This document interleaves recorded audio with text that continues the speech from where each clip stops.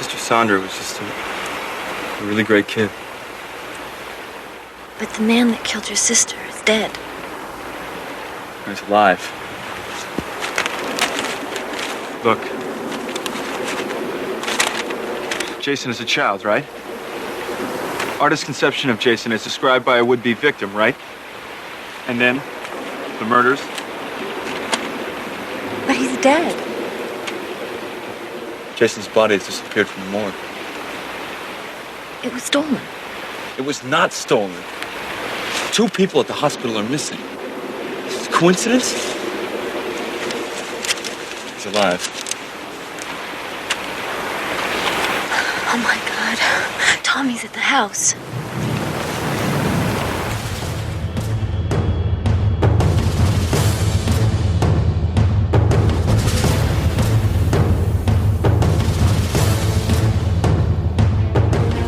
Hey, Adrenalheads, I'm Jayme. And I'm Mark. The movie we are covering is Friday the 13th, Part 4, the final chapter from 1984. Directed by Joseph Zito. Hey, Yeah. Mark. Yeah. Chuck Zito. Chuck Zito or is Joseph Zito? You Okay. type Joseph Zito. I'm trusting you. It's Joseph Zito. Okay. Chuck Zito is a different person completely.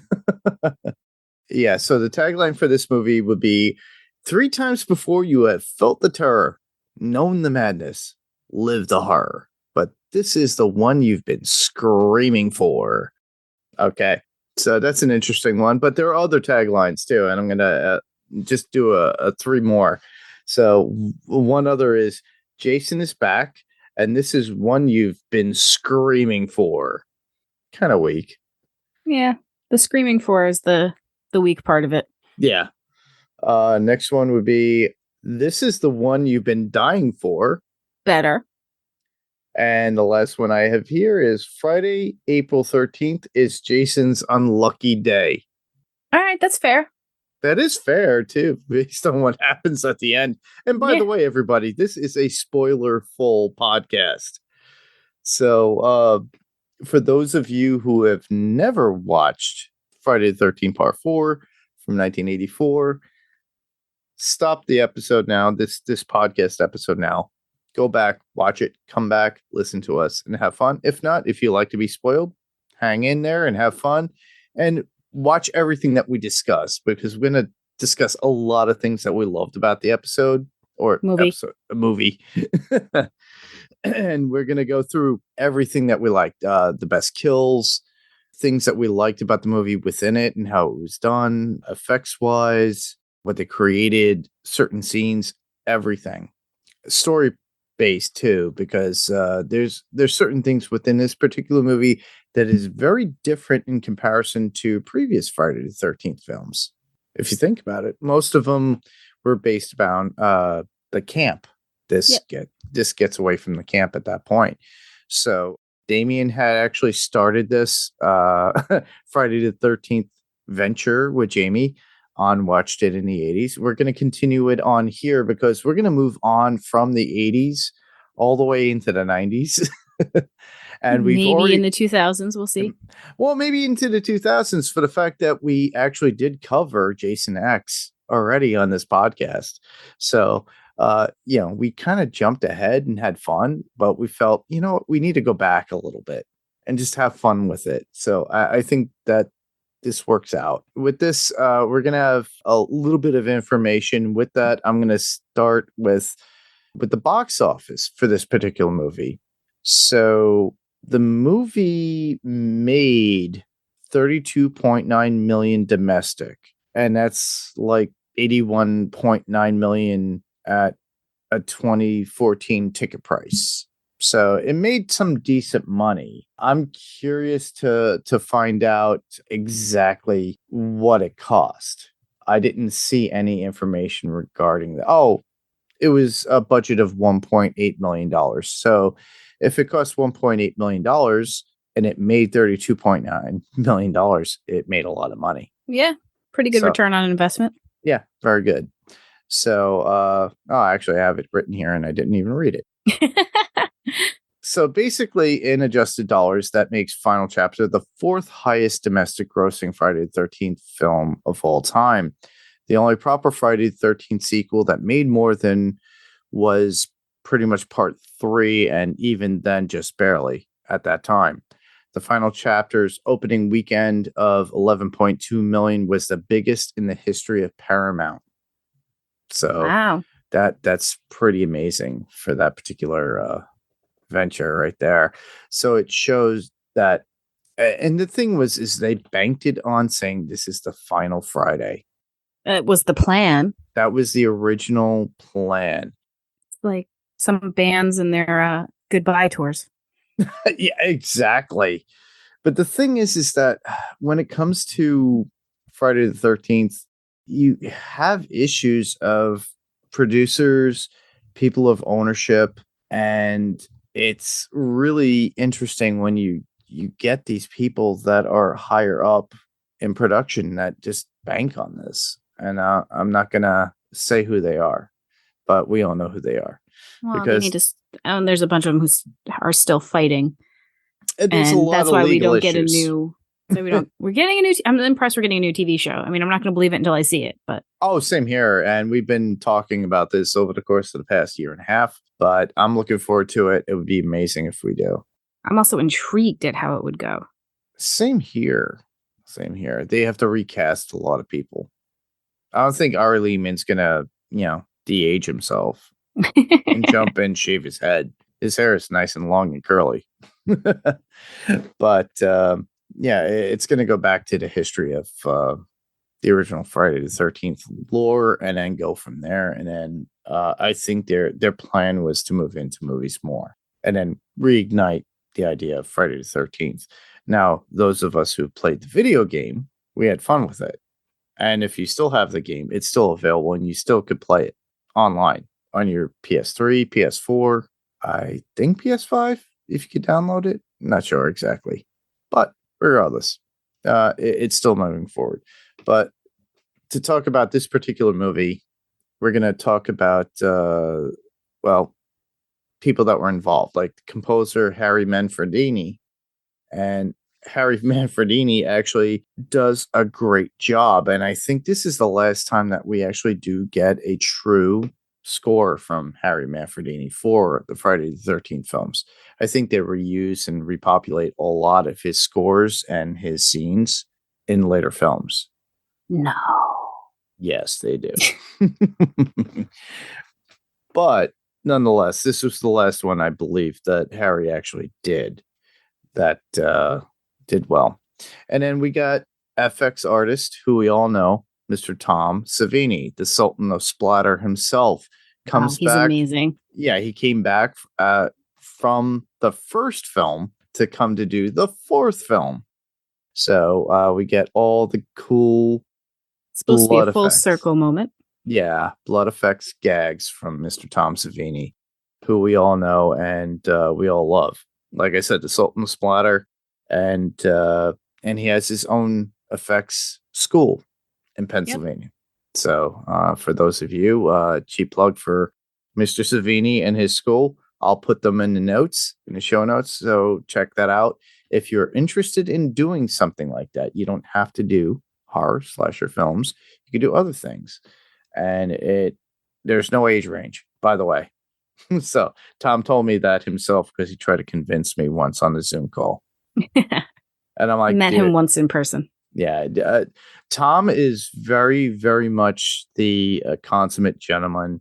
He loves anybody has interest in effects, anybody who loves film. He is a director, producer, effects creator, and writer, as well as an actor and stuntman. Sex machine. Yeah, he was. Definitely was the From sex Dusk machine. Till Dawn. You don't forget that one. Yeah, you don't forget that. But as I say loosely, a friend of the podcast because Tom is a really nice guy, and I like talking to him when I can.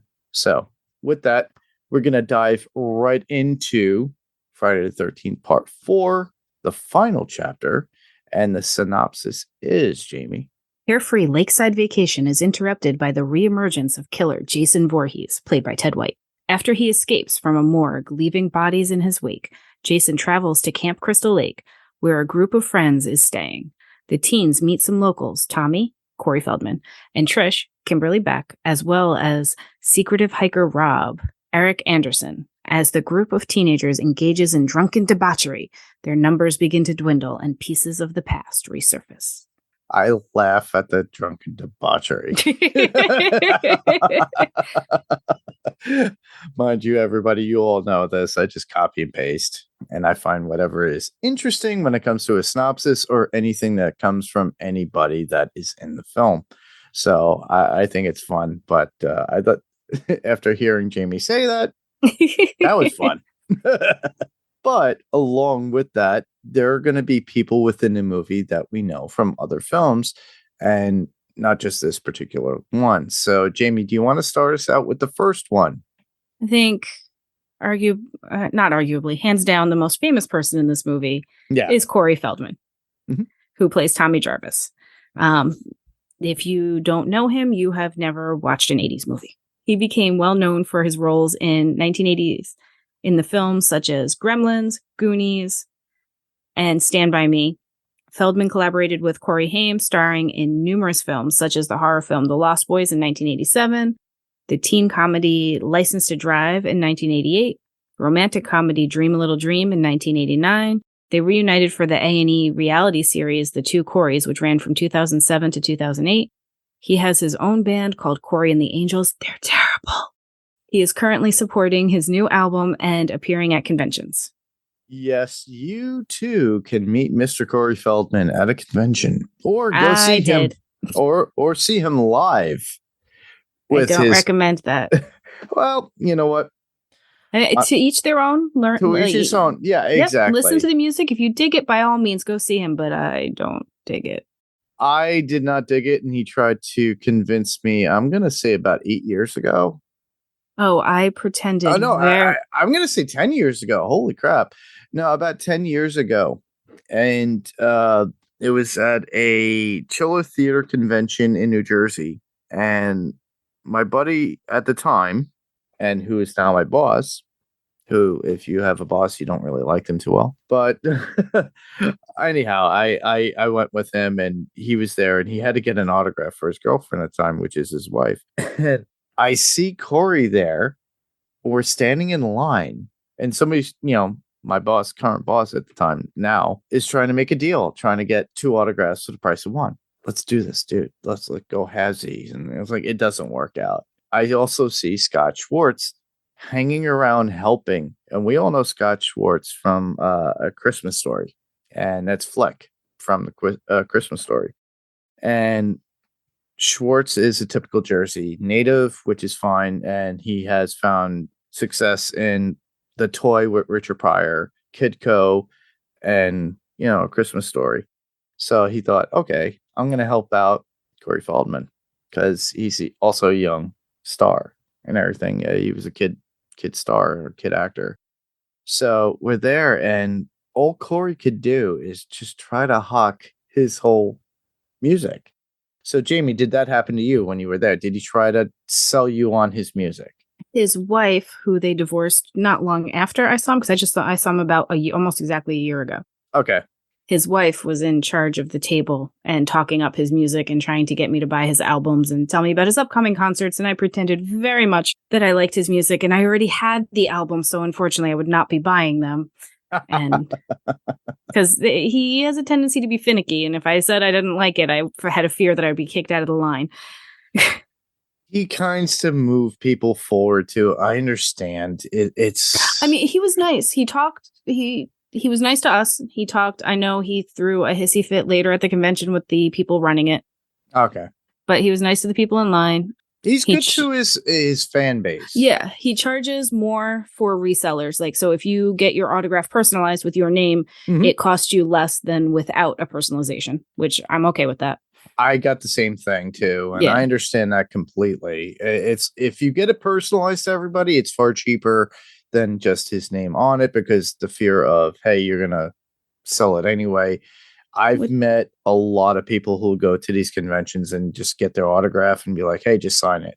and they buy like 10 of them in a row. And even though they're like $60 a pop, $80 a pop, or even $100 some dollars a 120, pop. some of them are sneaking up too. Yeah, and then they're just reselling them online, if not like a little bit more, or if not double the price. Yeah.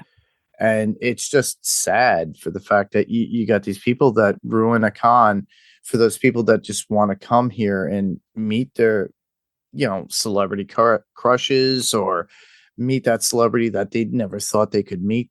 And sometimes, hey, I don't want to have my name on that. I just want to have it so, it's not directed to me. I understand that completely.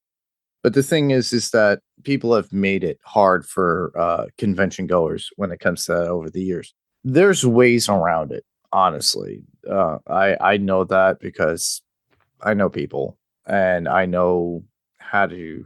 There's a way to clean off the Sharpie that's there. Yeah. That puts your name. But is that the honest thing to do? Not really. But when I got it personalized, and I got it of all things because of the Lost Boys. So I had to get the Lost Boys one. I made a choice and stuck with Friday the 13th Part 4. That's Smart. what I got him to sign. Yeah.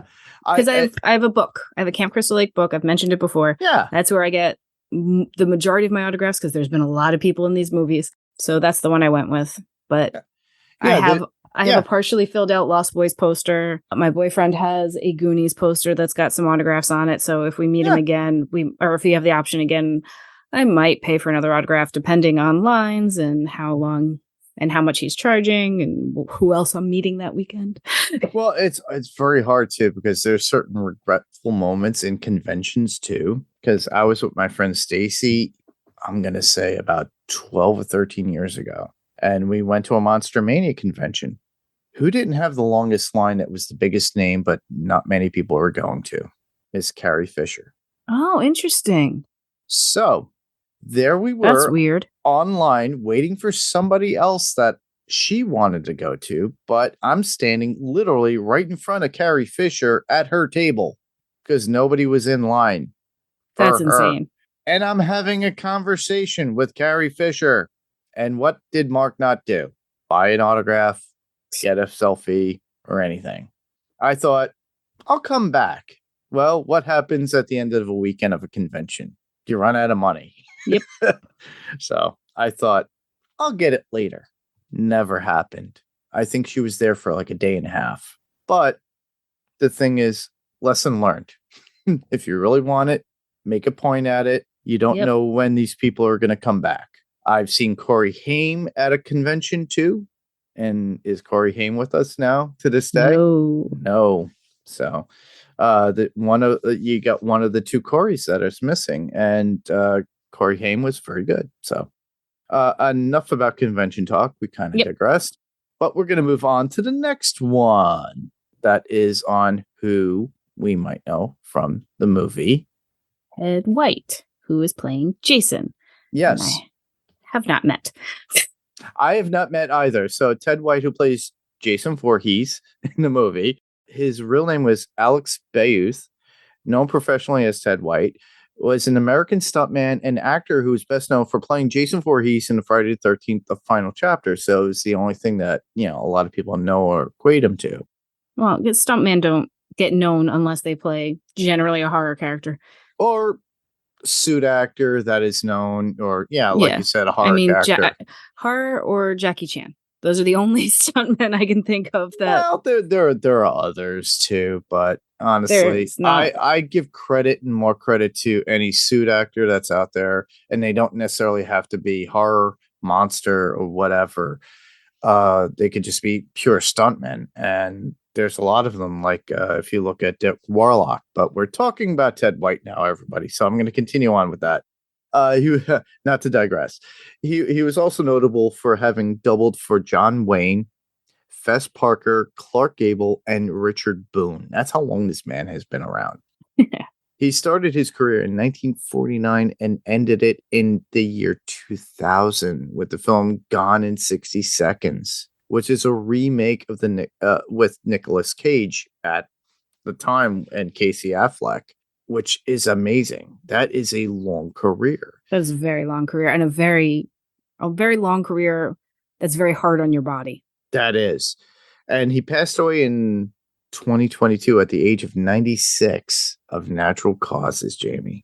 He retired. Okay, so he had a 51-year career and still had 22 years in retirement before passing away. Correct. That's amazing. That is amazing. May we all be so lucky. That man was a hard ass. I got to give him credit where credit is due.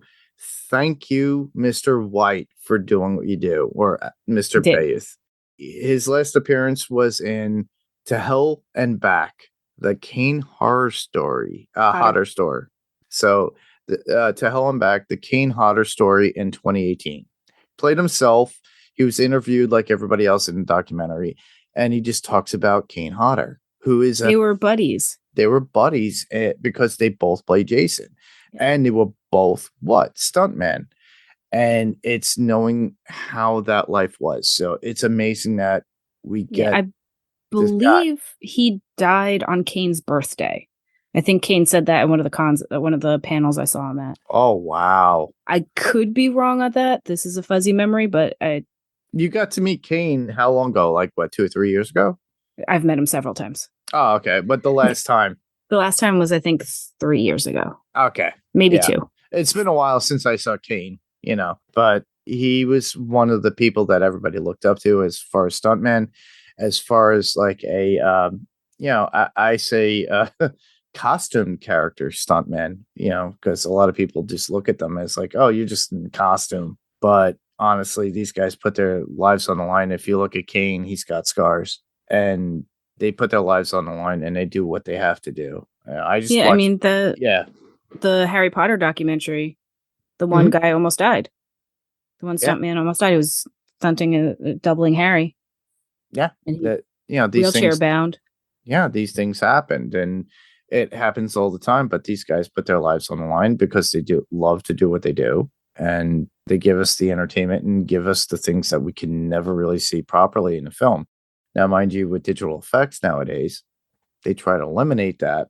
But these people, like Zoe Bell and everybody else, are really good.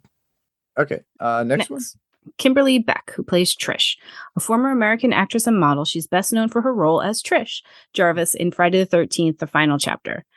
Her other film roles include Alfred Hitchcock's Marini, 1964, Luc Besson's The Big Blue, 1988, George T. Miller's Frozen Assets, 1992, and Roland Emmerich's Independence Day, 1996. Her last role was of Clara in Heidi Four Paws as a voice actor in 2009. She can currently be found at conventions and being a mother to her 2 sons. Yeah, some people just retire from acting at a certain point and just keep moving on. So, I remember her in The Big Blue with Luc Besson. Alfred Hitchcock's Marnie, had no clue. That was probably an episode. And obviously we all know her from Friday the 13th, The Final Chapter. So she had been around a long time. Next up would be Crispin Glover. Second most famous person in the movie. He played Jimmy Mortimer, and he's an American actor, filmmaker, and artist. He's known for portraying eccentric character roles on screen. His breakout role was pretty much as George McFly in the Back to the Future movie back in 1985 that we all know. It's who doesn't know Back to the Future? Come on. Right. Which he followed by playing Lane, one of the leading roles in The River's Edge in 1986. Through the 1990s, Glover garnered attention for portraying smaller but notable roles, including Cousin Del in Wild at Heart in 1990, Andy Warhol in The Doors in 1991, Bobby McBurney in What's Eating Gilbert Grape? I remember that in 1993. And the train fireman in Dead Man in 1995. I didn't really see that, but something that actually is on my list. Starting with his role as the man in Charlie's Angels in 2000. If you remember, he's like the man in black that likes to grab women's hair. Forgot about that. You forgot about that? Okay. Yeah. He began to star in more mainstream films. The roles in these films include reprising his Thin Man role in Charlie's Angels Full Throttle, 2003, which was a continuation, portraying the titular character in Willard, 2003. I remember that movie. Yeah, that was a remake, everybody. So yep. It was a Boy and His Rats. Next up will be Grendel in Beowulf in 2007, The Knave of Hearts and Alice in Wonderland in 2010, the remake with Tim Burton, and Phil in Hot Tub Time Machine in 2010. I saw that one too. Yeah, that was an interesting character too, because we all were like, when is he going to lose his arm? When is he going to lose his arm? From 2017 to 2021, he starred as Mr. World in the Starz television series American Gods, which I did podcast cover that? I'm trying to remember. I think they covered the first few seasons, and I think, like most of America, everybody fell off of it. I think the first 2 seasons they did. Yeah. They messed that show up. It's one of my favorite books, and they messed that show up. Yeah. But moving on. Moving on. Well, he's still working the business and continues to entertain us as still to this day. So just keep your eyes open and you'll see Mr. Glover. Judy Aronson, Samantha. This was her first film role. In 1985, she appeared in the hit comedy movie Weird Science as Hilly and in the action movie American Ninja. Other than short films, she has not appeared in film or television since 2005 film Kiss Kiss Bang Bang. She played Sarah Duncan on the short-lived series Pursuit of Happiness, 1987-1988. She also made numerous guest appearances on such television shows as Sledgehammer, The Powers of Matthew Starr, Simon and Simon, Midnight Caller, Full House, Beverly Hills 90210, Las Vegas, Charles in Charge, and Law and Order Criminal Intent. She made an appearance in the 1990 music video Can't Live Without Your Love and Affection by Nelson. In addition to her acting career, Aronson is also entrepreneur. She owned a curio shop and currently runs a Pilates studio in the LA area. Yeah, I do remember her from Weird Science. That is the potential girlfriend for Wyatt. Yep. And I do remember seeing her in key roles in those particular shows. So, she was one of those people that would pop up and be like, oh, I recognize her. But if you do watch, there is a documentary too about Friday the 13th. She's in it. She does not age. No, she does not. She looks great. She looks great. She's got like great skin, looks perfect. She probably does the right diet and does everything perfectly. And I just, if I were a woman, I wouldn't want to be her because I would be like, wow, I look like this. But she's amazing. She's very much in shape. And I think that's what she does with the Pilates studio. I think she keeps herself in a good sound mind and body. So she does do conventions from my understanding. So if you do see her, say hello and get an autograph. She's very nice according to a lot of people I talk to. Kiss Kiss Bang Bang, I have to go back to because that's a Robert Downey Jr. movie and Val Kilmer movie. So I highly recommend everybody checking that out. That's a good movie. Next up would be Eric Anderson, who plays Rob Deere. We all know who Rob is. Rob is the guy that meets up with Trish and Tommy and helps them out. He's kind of looking for his sister. So he's an actor, sometimes credited as Eric Anderson, and is married to actress Saxon Traynor. He has starred in film on television, as best known for his first film role in 1984's horror film Friday the 13th Final Chapter, Part 4 of the Final Chapter, as Rob Deere. He also starred in 1988 film Bat 21 and in 2022 drama film Unfaithful. He has made guest appearances on such film television series as Murder, She Wrote, CSI Miami, Star Trek The Next Generation, in the season 5 episode of Conundrum as Commander Kieran McDuff, and Boomtown as DA Ben Fisher. He also appeared in season 3, episode 19 of U.S. drama House. So I never really followed House. I used to watch House. I liked House. I've seen it at people's houses after I have actually set up their TV, which is so funny. I don't know why they keep on all TNT and all these other shows, and they put them on replay. but it sparked my interest when I was there for about an hour and a half, 2 hours. But I liked the episodes; they're good. He also had a memorable turn as Evan, the lead character in The Outer Limits season 2, episode 16, The Deprogrammers, which co-starred Brent Spiner from Star Trek Next Generation as well. He continues to act, and the last movie that he had done was Coldbrook in 2018. So he continues to act, and he shows up here and there in film. All right. And next we have Peter Barton. He's an American retired actor. He starred in The Powers of Matthew Starr with Louis Gossett Jr., Burke's Law with Glenn Barry, and the soap opera Sunset Beach, named one of the 10 sexiest guys in soaps by Playgirl. Barton is probably best known as Scott Granger on the daytime drama The Young and the Restless. Yeah, he's the pretty boy. Yes, very much so. Hence why the Playgirl catalog. I don't know. I when I saw the movie, I thought right away, that's a pretty guy. Yes. I know. I could say that, and I don't have to check in my man card in any way.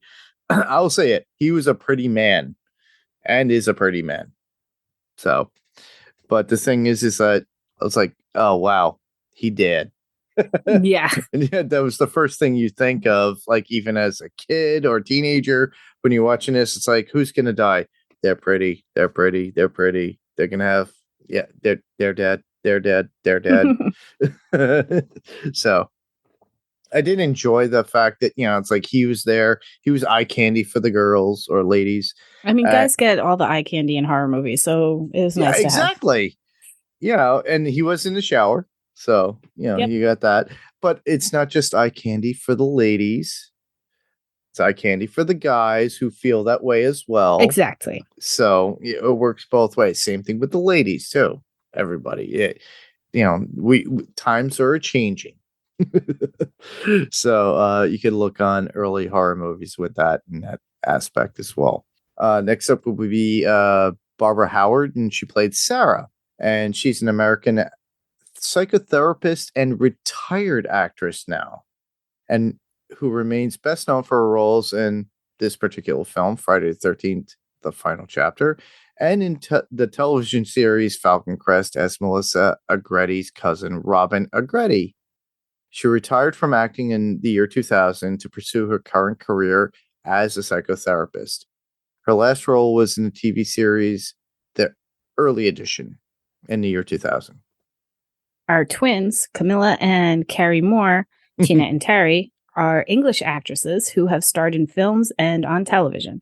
They are identical twin sisters, if you couldn't tell.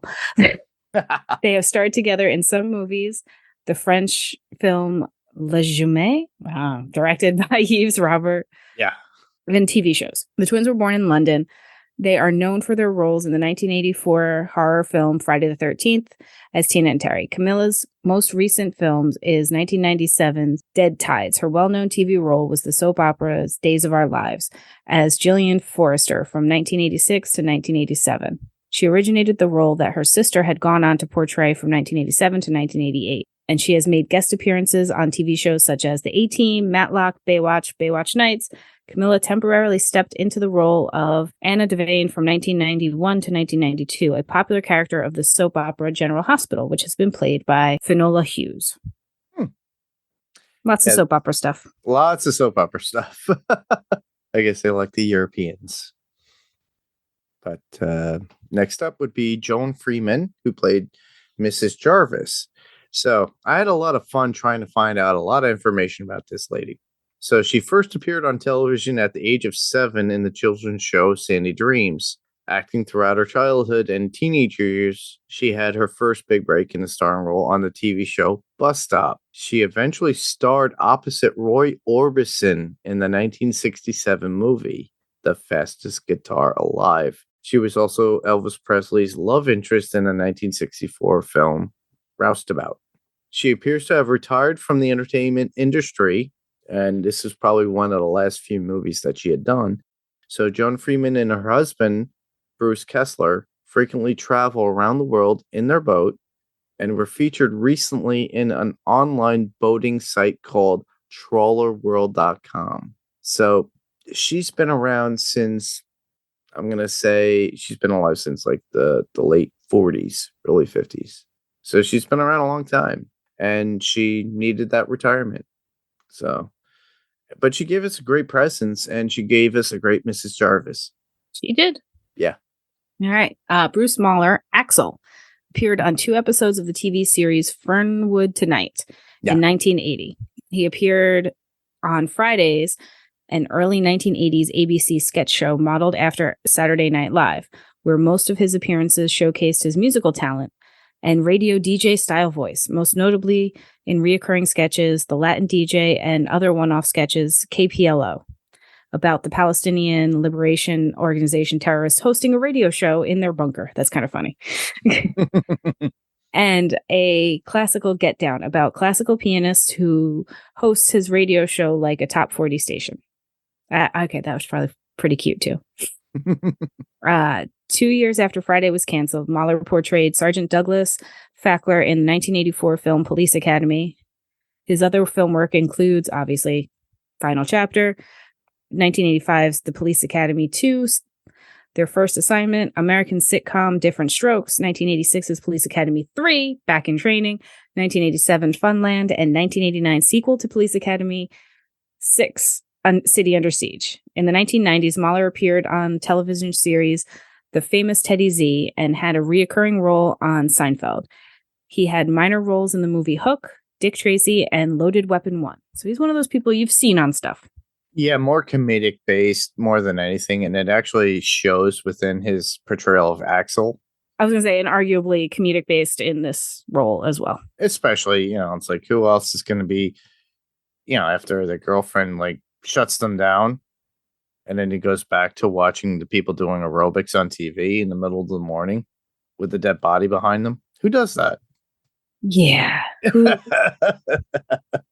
wants to get it on a gurney that probably just had a dead body on it not that long ago? No. The literally Jason's hand. Well, no, Jason's right there, but they're on a gurney in a morgue. Chances are that gurney had a dead body on it. If not Jason's body, not just a few minutes beforehand before he got moved on to the other one. Like, very true. That is so sexy.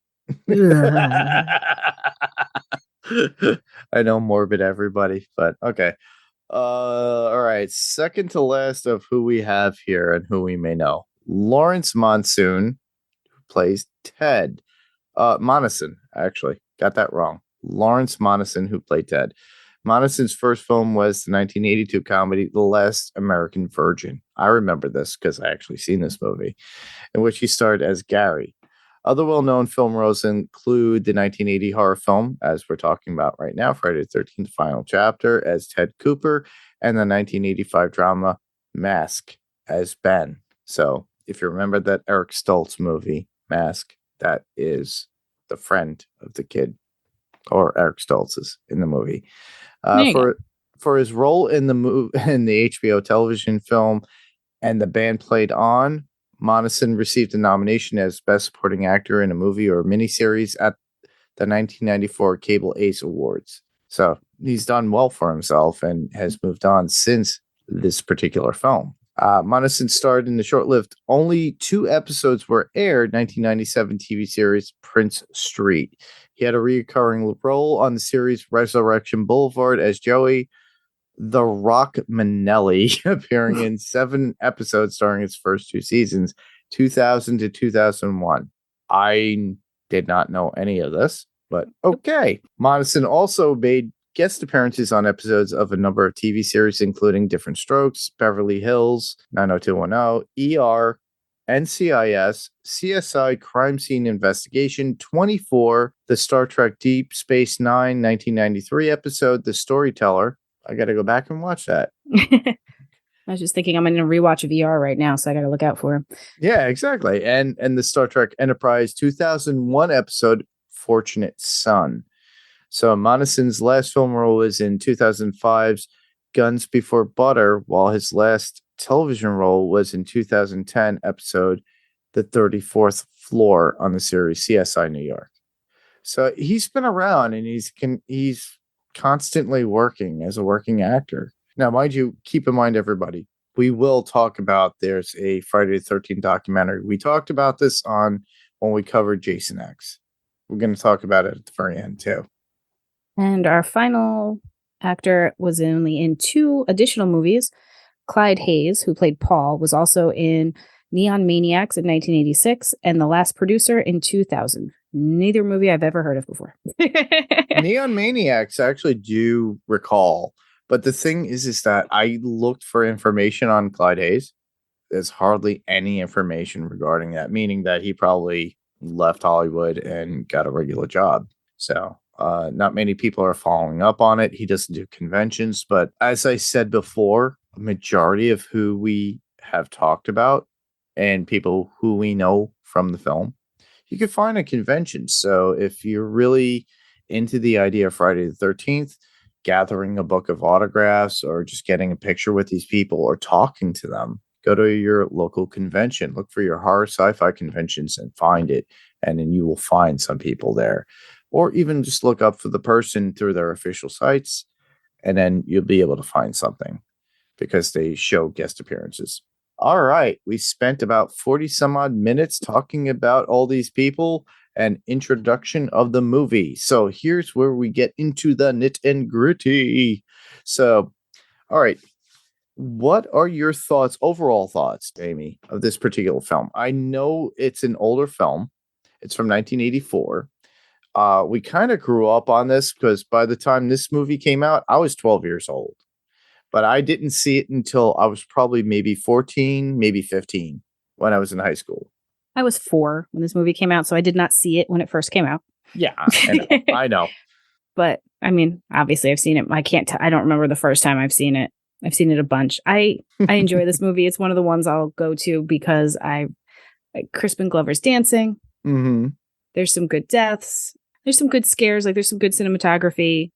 I like this one. It's not their worst offering. I agree. It's not. It was supposed to be the last. It was supposed to be the last. It was supposed to be the last of the series.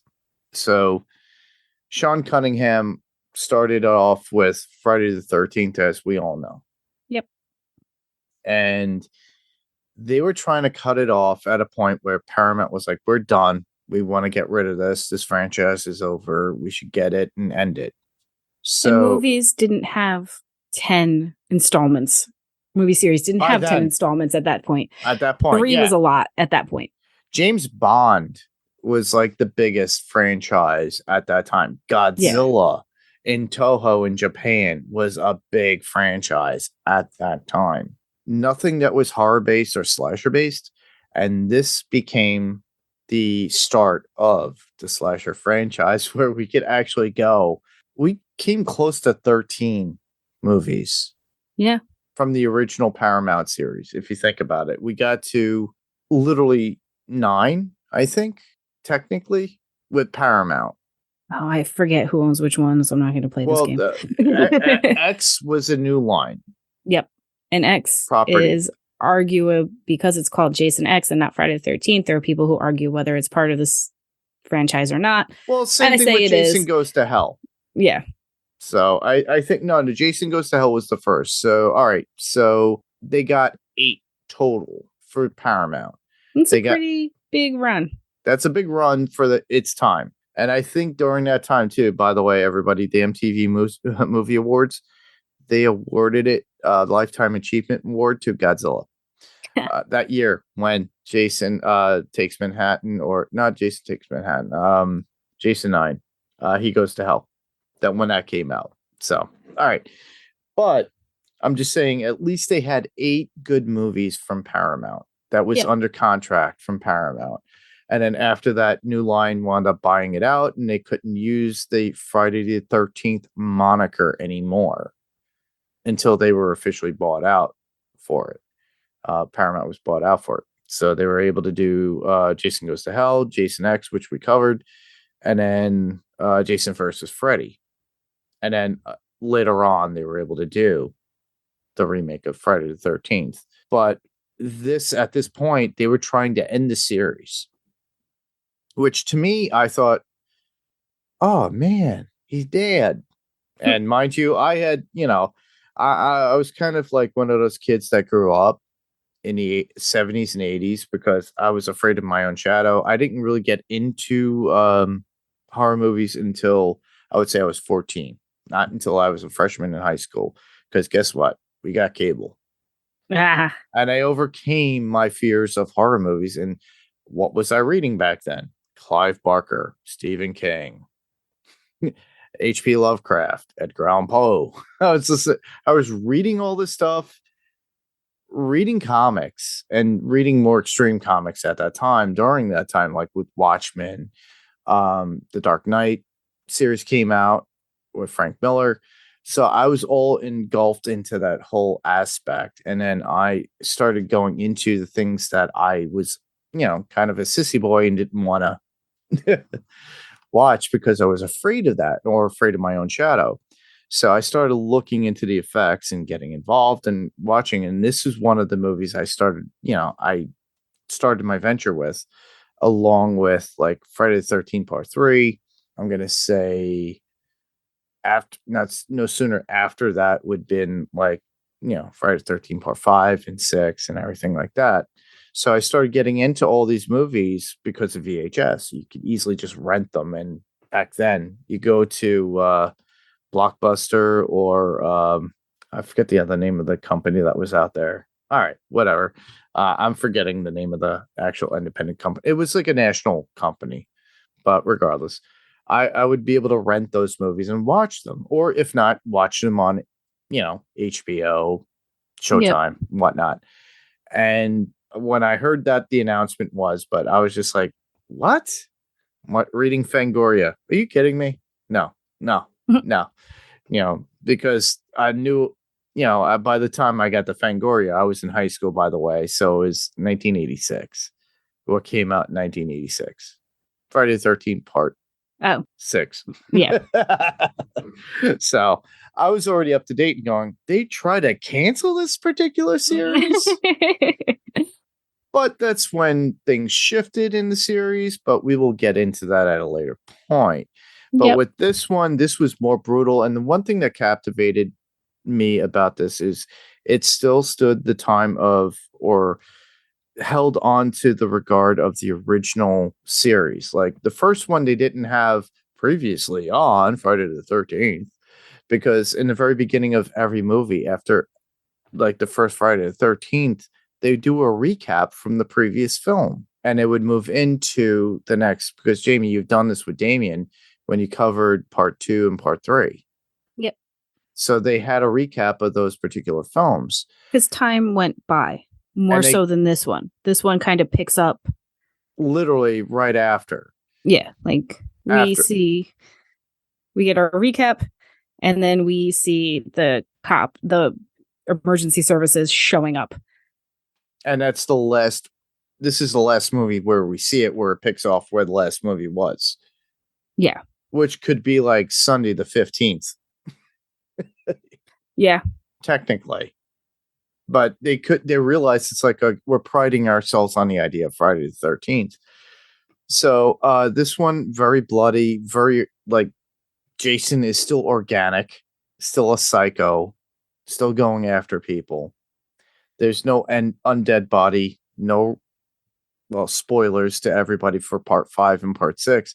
There's no crazy person doing imitation murders because they lost their mind, and they're not a zombie Jason. Oh, not yet. Not yet. So we may have a second of it. But we will talk about that later on. Obviously, you've watched those films and you're listening to our dialogue about what we're gonna, what we liked about this particular film. My feeling was this was the last of that generation of those films. As people put it, this is the last of Jason being quote unquote human. Correct. As close to human as possible. Yeah. I mean, barring the whole coming back from being a drowned dead little boy.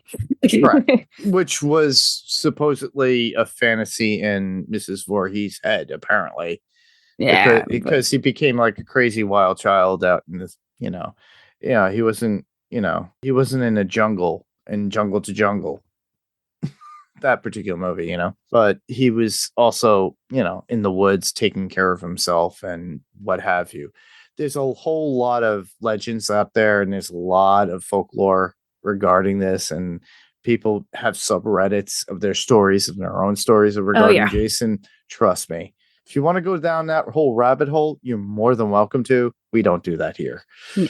But we're going to talk about this particular movie. I enjoyed this for what it was because it was pure horror, pure slasher at the time. Yep. And a lot of people call it like over aggressive violence. This is just, it's literally a grindhouse movie for its time. And the 80s gave us that when it came to slasher films. So would you agree with that, Jayme? Would these be the new grindhouse films for the 80s? Because in the 70s, late 60s, early and on to the 70s, we had grindhouse films that were so over the top. More exploitative with violence, sex. Yeah. I don't know that this quite goes to the level of grindhouse. Like there's a lot of, and maybe it's just my mind is colored because of more modern, torture porn movies. Well, it's not Last House on the Left, or it's not I Spit on Your Grave. Yeah. But it is more of less of the more extremism when it comes to the violence. A lot of it has a lot of violence towards women. Yeah, this one, there's also the grindhouse movies more, I feel like they were more cheesy. This one tried to be more like there wasn't a lot of, yes, there was a lot of blood, but it wasn't like extra blood spurting out for you to kind of laugh at. I don't know that I would put this one in. I can see the argument, but I personally don't know that I would put this in a grindhouse realm. I would say it was more extremes for the 80s at the time to start a whole new revolution, which was literally the slasher series, along with Michael Myers, Freddy Krueger, and they kind of re-implemented of all things Leatherface too during that time. Yeah. So we kind of got that. Now, well, hold on. What do we have? We have Jason, we have Freddy, Leatherface, Michael Myers. So we might have the 4 horsemen of the apocalypse. All right. But nonetheless, we got a whole new creation of horror within the 80s or early 80s, I would say, with either something left over from the 70s or going into the 80s. And then they carried it over even into the 90s, sometimes into the 2000s too, because we got more with Chucky and everything else. So, but these characters and everything that we do like about these slasher films, and it's okay to like the slasher films. It's okay as long as you don't act. It's also okay to like the torture porn. I have a hard time with it. I don't know why. I personally, I have a hard time watching it at times. I used to watch it a lot, but at one point it just got to the point where why am I watching this? I would like to regular kills, but I think that's why, because I started playing the Friday the 13th game, which allows you to actually act out and do these things, either be a victim or the killer. So, yeah, those still out there. But I think this was like the last of the true series of Friday the 13th in the sense of like him being human and psychotic and just doing what his nature is as a psychotic human. And we do see the end. Yes. Spoilers, everybody. We said this is a spoiler-full podcast. He does die at the end. He does. Yeah. His head gets cut like a big salami. But he died in the last one, and he died in the one before that. The only one he didn't die in was the first one. That is true. But his head did get sliced in half, almost like a Texas salami. Yes. But I put this in the top 5 of a lot of my Friday the 13th films. Yeah. How do you feel about that? Yeah, I'll definitely agree there. Because there's select few. Now, mind you, what I throw into my top 5 of Friday the 13th films, you're going to laugh at, but this is in there. Jayme and I actually did cover one of them already. Jason X? Yes. It's on mine too. I love that one. So we're in agreement, and you can tell how friends we are.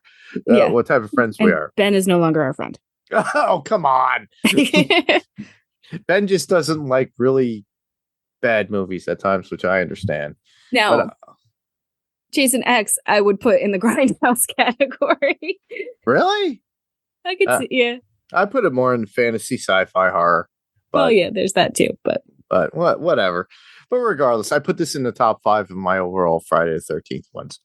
But regardless, it's, to me, I enjoy the film and I highly recommend it. And if anybody asks me, my niece actually asked me, she goes, all right, she goes, we watched horror movies together. I'm like, yeah. You never watched a Friday the 13th movie with me. I'm like, yeah, okay. She goes, how do I scare the crap out of my boyfriend? What Friday the 13th movie would you recommend? And I said, well, did you watch the first one? Yeah, we watched the first one together. Oh, okay. That's kind of pitiful. Okay, fine. It's scary, but she goes, yeah, it was predictable. She goes, also, I didn't like to see Tom Savini's hairy knuckles at the end grasping to the air. And that'll get Tom all happy too if he hears this. Because you could see his hairy knuckles, or was it Tazo's? I forgot whose it was, but anyhow, I said to her, I said, part 4, part 6, and she goes, and 7, and not 8, not 10. 5, 10, and she goes, I was like, all right. She goes, all right, part 4, part 6, part 7, Jason X, and I'm like, yeah. She goes, what's your other 5th, Mom? Come on, tell me. And I said, it's a toss up. I have a hard time. It's either 2 or 3. It's like the sackhead or the really bad 3D version. I was gonna say I lean towards 2 for my top 5. And same here. I lean 2 because the 3D aspect always throws me off. Because if you want to talk quintessential 80s horror, that's part 3. True. Yeah, and I have the soundtrack, everybody, on vinyl, which is so messed up. I don't know why, but I had it. I think I bought it used back in 1993 at a vinyl shop, so I still have it. But it's got Harry Manfredini's score on it, which is really, really good. And you can find it online, everybody. But yeah, I had to tell her that, and I'm like, she goes, okay, cool. So, Tyler, if you're listening to this, I'm sorry. My niece is gonna subject you to a lot of really bad slasher films, and it's my fault. But honestly, I do enjoy this film. I really love the film. So with that, we're gonna move right into what we want to call this segment. Jayme, favorite scenes? Yeah, favorite scenes works. Okay. So do you have a specific favorite scene that you want to start off with? Oh, wait, my favorite? Not absolute favorite, but you could do from your lowest to your, we could go down to the best. I really enjoyed how it started with the emergency crew coming in. Okay. You don't see that a lot. You don't see the immediate response. Attention. Yeah. Yeah, of the emergency personnel. It kind of makes it feel more real. Mm-hmm. It kind of grounds the movie. Yeah, it does. Sometimes a movie will start out with like the voiceovers or whatever of the emergency, but this was the actual people showing up, collecting the bodies, talking about it, and then leaving with their lights on, but no sirens because everybody's dead. Like there's nobody to save. There's my feeling is that, you know, it's like what I stated before. It's like this takes off literally where the third one left off. Yeah. And the aftermath of that, and you don't see the actors from the previous film too as they're being taken away, right? So because why pay them again? Well, but at least they do it in the same similar kind of barn. Yeah, so it's literally them taking Jason down, and he's you know, got the hatchet in his head at that point. Yep. And yeah. My least favorite, but going down from least to top. All right. That would have to be the scene in the hospital. At the end? Axel. Oh, Axel. Okay. So you got Axel who's trying to like coax up the nurse, and it's like the typical, he's like, come on. It's like Axel's such a piece of slimy crap. Piece of slimy crap. But the thing is, he gets his just desserts. But even the nurse says, she goes, what am I? And then she had to zip up her, after she got pissed off with him, zips up her her, her dress. Yeah. What am I doing here? Yeah, she's done. And then he goes back to the girls doing the aerobics on TV. Now, mind you, I remember that from the 80s. I do remember that as a kid and it being on TV early on a Sunday morning or on a Saturday morning. I remember my mom doing it. Oh, wow. And I can remember my father when he was off work before he retired, looking at that, going, he'll change the channel right away. But the thing is that the fact the way that Axel gets killed, he kind of goes forward, eats something, and then he comes back and he gets the saw through the neck. Which, how many times has Axel used that on other people? Exactly. Well, he had to do it for autopsy, if not, to grind bone.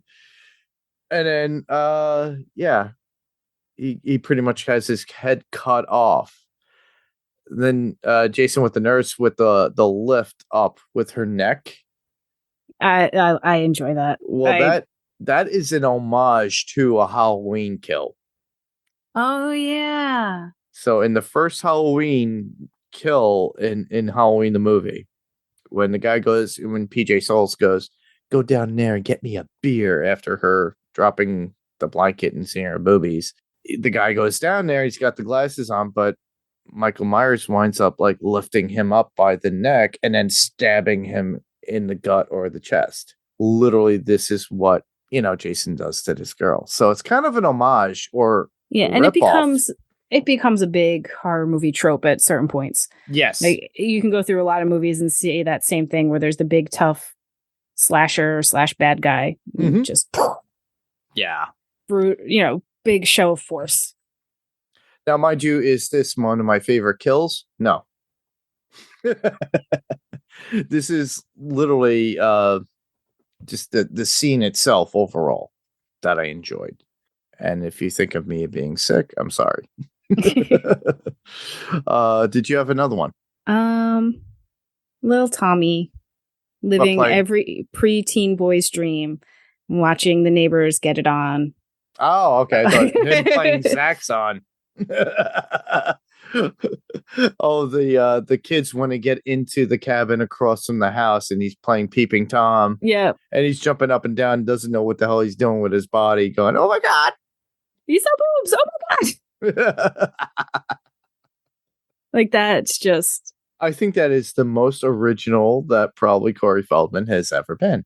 It was like when he grabs that pillow and just starts kicking the air. Like, oh my God. It's just so funny and cute and. Yeah, it's looking at a kid like, well, I'm like experiencing this, but I can't tell my mom because I'm gonna get smacked in the head. Yeah, it is cute. To add to that, my next one would be Tommy, but him like talking to the hitchhiker, Rob, and how he brings him into the room like a little kid after Rob like saves him and Trish with the car. Trish is literally in a long shirt, but with a bathing suit when she walks in, and the mother goes, well, who was this? Oh my God. Oh, I was like, and Tommy's already dragging him up to his bedroom to show him, which is the first time in cinematic history where you have a kid who is enraptured with special effects makeup to make his own. Now, mind you, we already introduced. And his mom is approving of it. She's not like, oh, you crazy kid. She's really impressed with the work he's doing, telling him how good he's doing and supporting him, which is awesome. Yeah, and the fact, because she talks about the mask and he's sitting there playing saxon with the freaking alien mask that he made. Everybody. And it's like, oh, I need a bypass patch cord, Mom. I have to go into this town to get it so I can play it upstairs. Oh, all right. Oh, that's a really nice mask. And I thought, that is, I don't know. It's like she's a single mom, obviously, so she's trying to support her son in his interests and his loves, and he is very talented, as you could tell from the mask. It's almost like a professional made it named Tom Savini. Yeah. Well, honestly, everybody, if you don't know, a lot of the gags and gimmicks that were given to the film were from Tom Savini and his crew. So the character Rob Deere is brought up to Tommy's bedroom to go see some of these gags. And a lot of them were from their wheel well of assortments. So there was like one where it was like a kind of like a octopus arm or something that goes around Rob's neck and grabs him with a pull string with a cable inside it. He's got one where it's a face that kind of, and he's looking at the masks, and Rob's looking at the mask going, wow. And then you could see a positive mold mask or a positive mold of Corey Feldman there with kind of like clay on it that he was actually in the midst of molding. So these are the things that I was doing around, oddly enough, when I was in high school and learning how to do special effects makeup. And trust me, I had a hard time and I didn't have a proper teacher because all I did was learn from Tom Savini's Grande Illusions 1 and 2 and Dick Smith's book of effects. And I learned that the hard way. And one of my sister's friends who was in college and was like majoring it was shocked to hell that I was able to learn so fast. But the thing is, I didn't pursue it anymore after in high school, which sucks. It just made me proud that you got to see something like that on film for somebody who's creative, you know. And how often do you see that in film? We don't really see that much, you know. Like every once in a while, you get that in an anime, avant-garde sci-fi film. But now with everything with all modern technology, you get some weird stuff out there, and you're like, or you don't relate to it. But there are certain ones where they do, where it's like, oh, somebody's creative and, you know, they don't click. But it worked for Tommy. And in this case, in this particular movie, I think it clicked and it worked out. Yeah. For the character. Because oddly enough, his strangeness works out in the end. Yeah. And it's cool for other, you know, kids. And I use kids loosely. Yeah. Because different people watch these movies at different ages. Yeah, they do. To be able to be like, oh, wait, that's something I could do. Or to see themselves like, oh, like you, like, oh, I was trying that too. Like, it's a cool thing to see. Yeah. It's not something you see a lot in movies of any kind. And also, it's a source of inspiration for those people too, because they would never have thought about doing something like that. I was like, wow, this kid is like, what, 10 years old? What the hell? He's playing with all this makeup stuff and he's able to do that. How could I do that? And then people of even later years, like, you know, when I was on a Zoom call with Tom Savini, he actually said to me, he goes, Mark, it's never too old. And I kind of mentioned this before. Yeah. He's like, it's never too old. I have a 60-year-old man in my school. That's awesome. So you're never too old to do it, to reach out to your dreams and do something or play with it and have fun. He's had young students go into film, and he's had older students like between. I think the oldest student that he had that go into a film he told me it was like 62. That's impressive. That's really cool. And Tom's in his 70s already, everybody. So he's teaching people a little younger than him. But the fact is that he's also influencing them in that same respect at his school. So I still like that idea. And especially with this particular film, this gives you inspiration. So enough about Tommy. I just love that aspect. That was one of my favorite scenes. I will agree with that. Okay. The dancing scene, the dance party. Oh, of course. That's always everybody's favorite. Oh my God. I mean, it's such a classic. It's one of the things you think of when you think of this movie. Crispin Glover and his crazy dancing. That's just Crispin Glover being Crispin Glover, right? I think.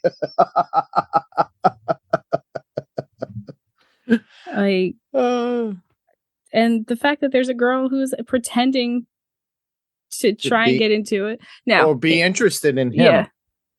In his defense, they did change from the movie they recorded him dancing to, that he was actually, or from the song he was actually dancing to the final movie that we saw. The music was changed, so it makes it even worse. It was AC/DC. Was it Back in Black? I believe.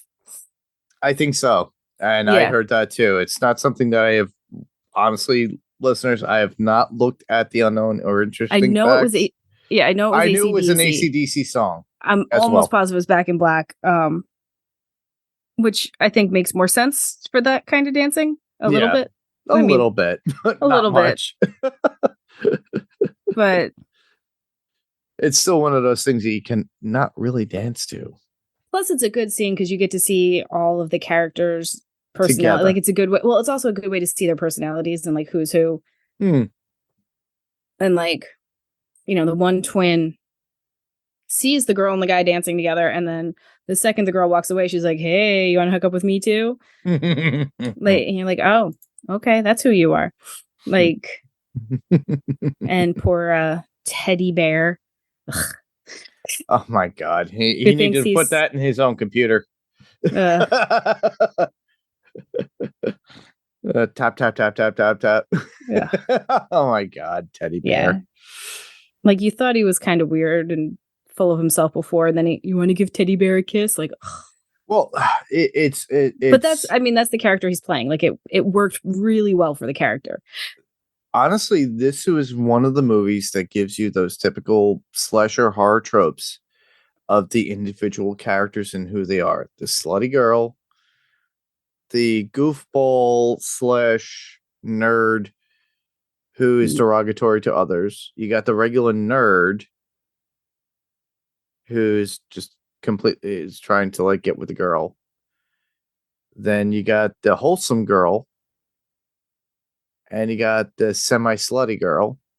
Then you got the jackass boyfriend. Yeah.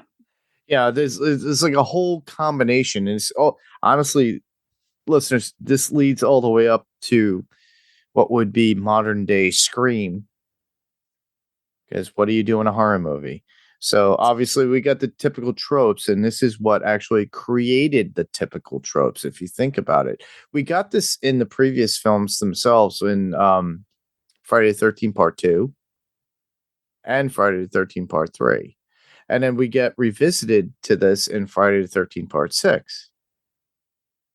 So when we get to that, we'll bring that up again.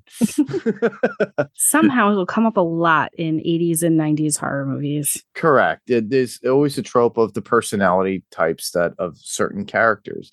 And it's always like, oh, I'm going to hate on the boyfriend that tries to cheat on his girlfriend with the new hot chick, but then tries to make it up with the girl. Yeah. Yeah. But, man, that sucks. Yeah. I do agree with the whole dancing thing. It's awkward to watch, but it's funny to watch all at the same time. It's so funny. Which is funny too, the Stag film. Yep. When they watched the Stag film. I mean, what year could that be from? That was from like the 30s. Yeah. And I've never saw a Stag film in my life. And when I saw that, I was like, that's what a Stag film is? And I was like, okay. When I was younger, I was like, okay, that doesn't arouse me in any way. That just makes me either A, laugh or go, what the hell am I watching? But apparently Teddy's turned on by it. I mean, Teddy's so drunk he's turned on by anything, let's be honest. Yeah. Oh, I don't know how much. And he's also that type of guy. That is true. So, but he was also at the time praising his buddy for not being a virgin anymore, and they wanted to celebrate and drink champagne. Wine, right? Was it champagne? I don't remember. I don't know. I know he definitely needed the corkscrew for the wine bottle. Champagne, yeah. Does champagne use a cork? I don't drink champagne or wine. Champagne has a cork in it, so. Okay. Somebody gave me like a small little bottle of champagne with like Christmas cookies like 5 years ago, and I still have it in my kitchen. Well, Jimmy wanted to celebrate, so that's when he went into the kitchen to, Teddy, where's this corkscrew? Teddy, Ted, corkscrew. And then he gets it in the hand. He gets it. Yeah, he does. But I thought it was funny and interesting because it was a nice setup too. We do get future movies where they use film. Yep. Yep. So, and in the Friday the 13th franchise. So keep that in mind. So we'll be covering that as well. One of which I do enjoy. But that's one of my scenes that I did enjoy for the fact that it's just the stupidity of it. Yeah. You know, it's just the stupidity of it. Did you have anything else?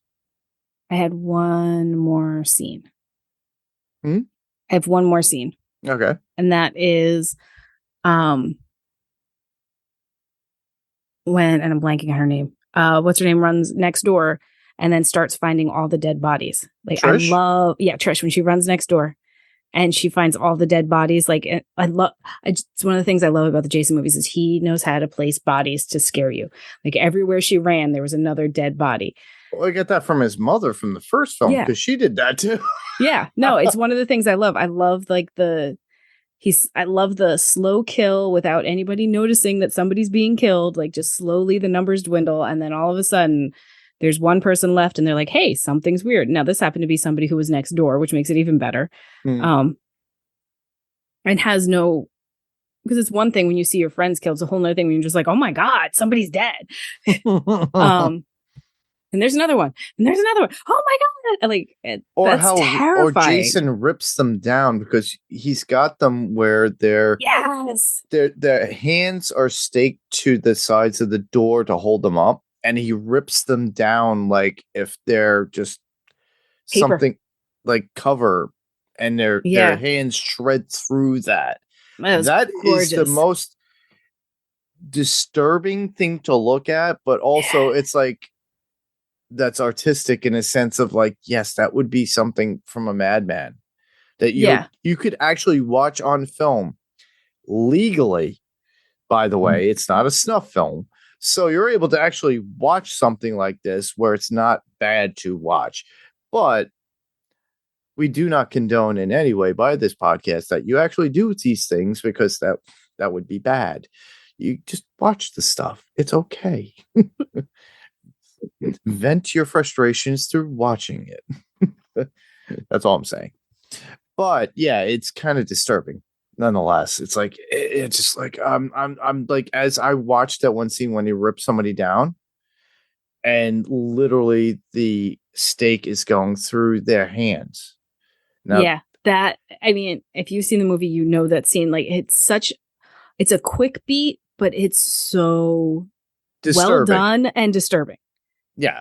Now, mind you, if you look at the Texas Chainsaw Massacre, when it originally came out, they did some similar stuff, but a lot of it was off camera, like the hook scene and things of that nature. This one was very blatant, very upfront, in your face effects, bordering on X rating at certain points because they have to cut out a lot of stuff.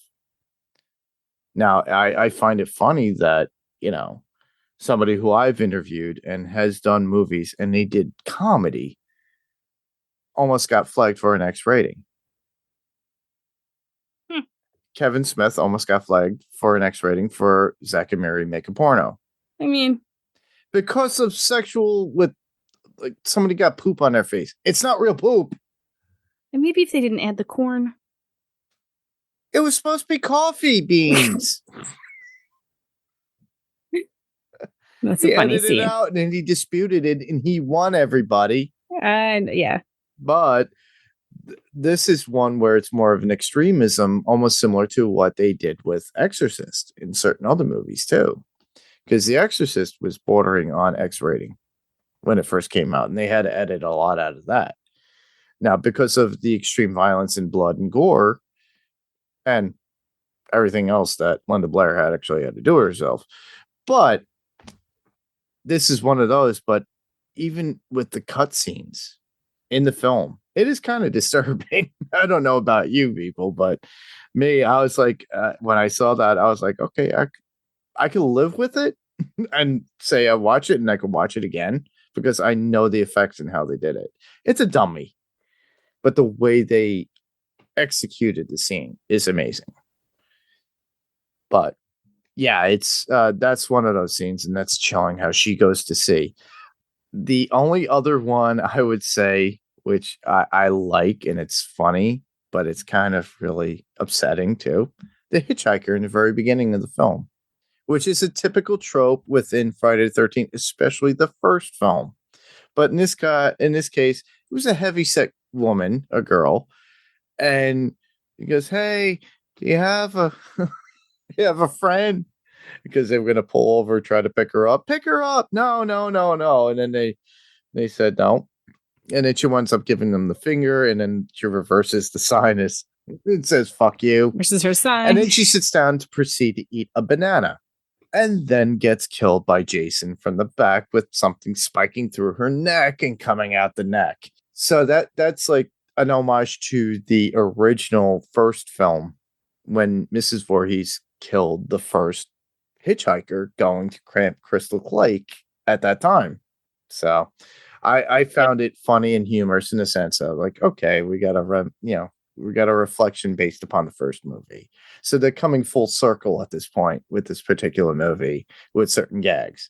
But in this case, she squeezes the banana and just squeezes out completely. I don't know if that's some sort of phallic symbol or something that she's able to squeeze Jason's juice. I don't know.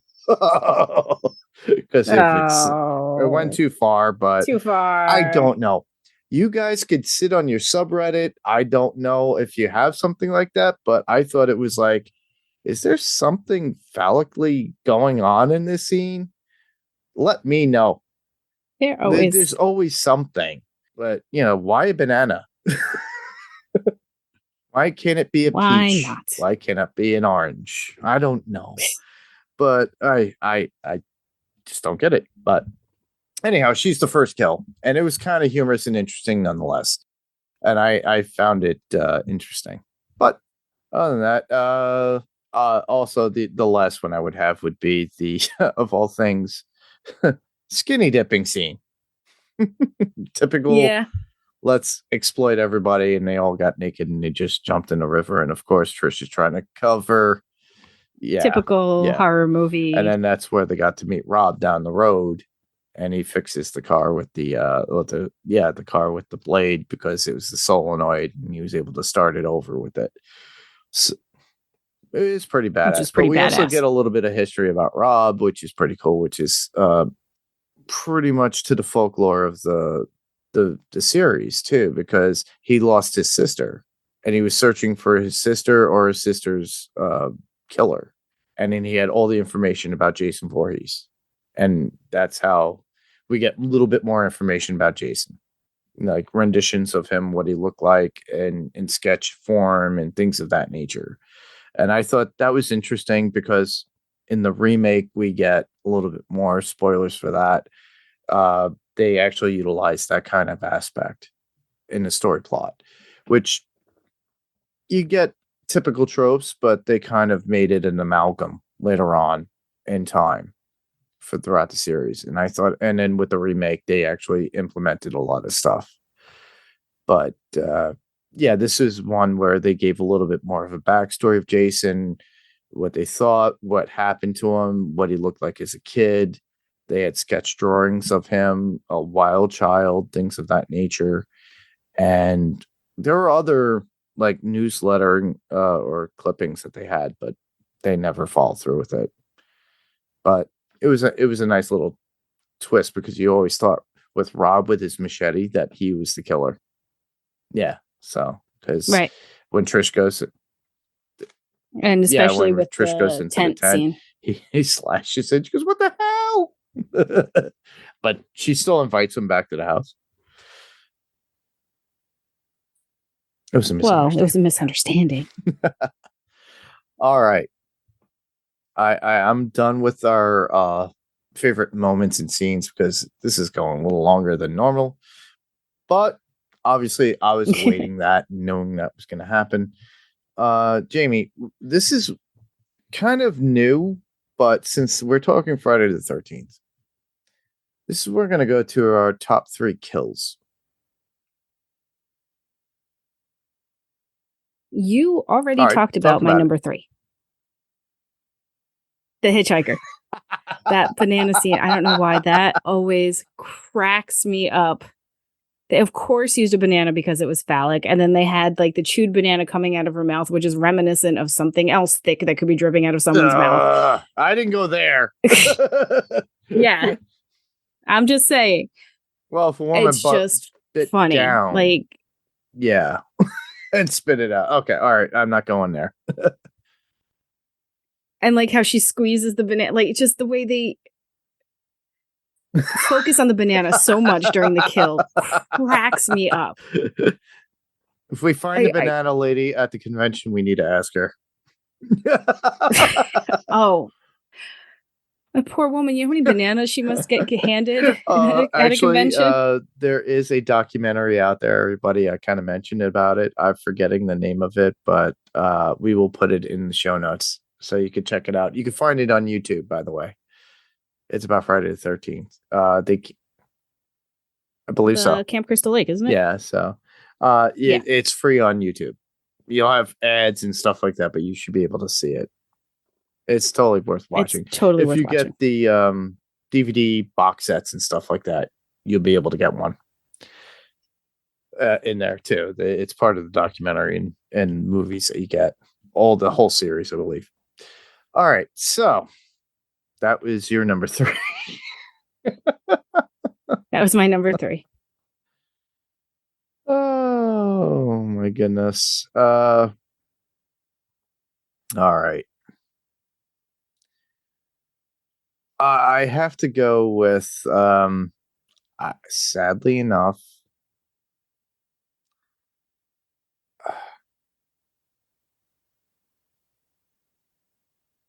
what's her name? She was well, it's all right. I'm just gonna go with Sarah with the axe in the chest after telling her love of her life after they had sex in the shower. she said right after saying she thinks I'm in love. It's sad, but it's just like, okay, at least she had her, because she was a virgin. So it's the one bad thing you can't do in a movie is have sex, but she lost her virginity. And at the same time, she wound up getting killed in the end anyway. Oof. Yeah. So that's my number 3. Yeah. That was a good one.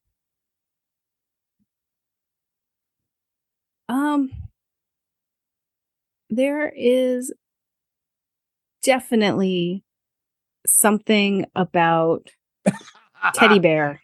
You just like the idea of killing Teddy Bear because he's such a piece of shit. Well, no, what I actually like about it is that it's through the projector and it leaves just enough blood on the screen. I don't know. I really, really enjoy.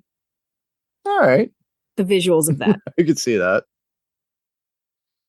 One of which makes me probably a nice feminist. Paul's getting speared to the crotch in the lake from Jason being like literally lifted up with a spear in his crotch, trying to make good with his girlfriend after he tried to make it with one of the twins. Oh man, I was like, yeah, that piece of shit deserved it. What a dick.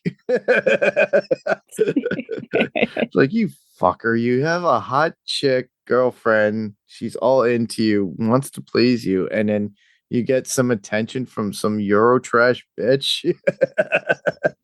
I'm gonna dump her because, well, she's half of a twin, and I'll make some joke and put my hat sideways and not gonna happen. No. Yep.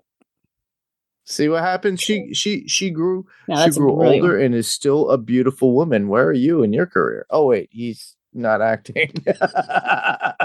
Just kidding. Now. I was like, sorry. He's not the that actor's person, not that person. But the funny thing is that I think she's more memorable based upon her death because the way she died in the raft. because Jason comes in from underneath and just stabs her, and it goes through from her chest all the way up to her back, and you see the blade point up, which is interesting.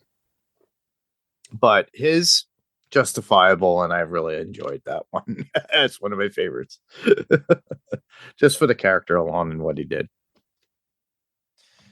Your number one.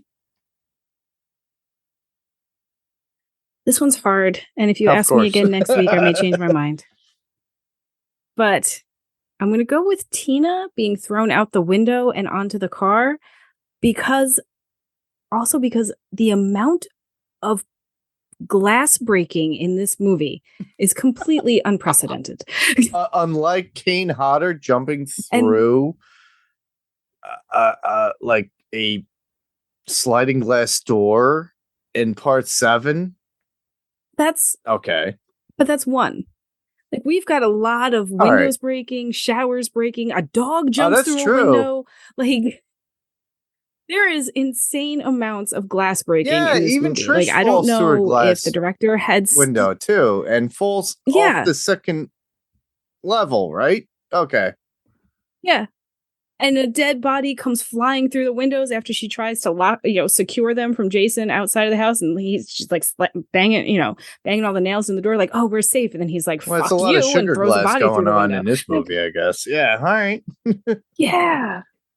I don't know if it was somebody liked that Tom Savini could make the sugar glass, if there was some form of, stock in the sugar glass company. I don't know what was going on, but there is more broken glass in this movie. I think Tom actually did the stunt of the body going through the window that Jason tosses in.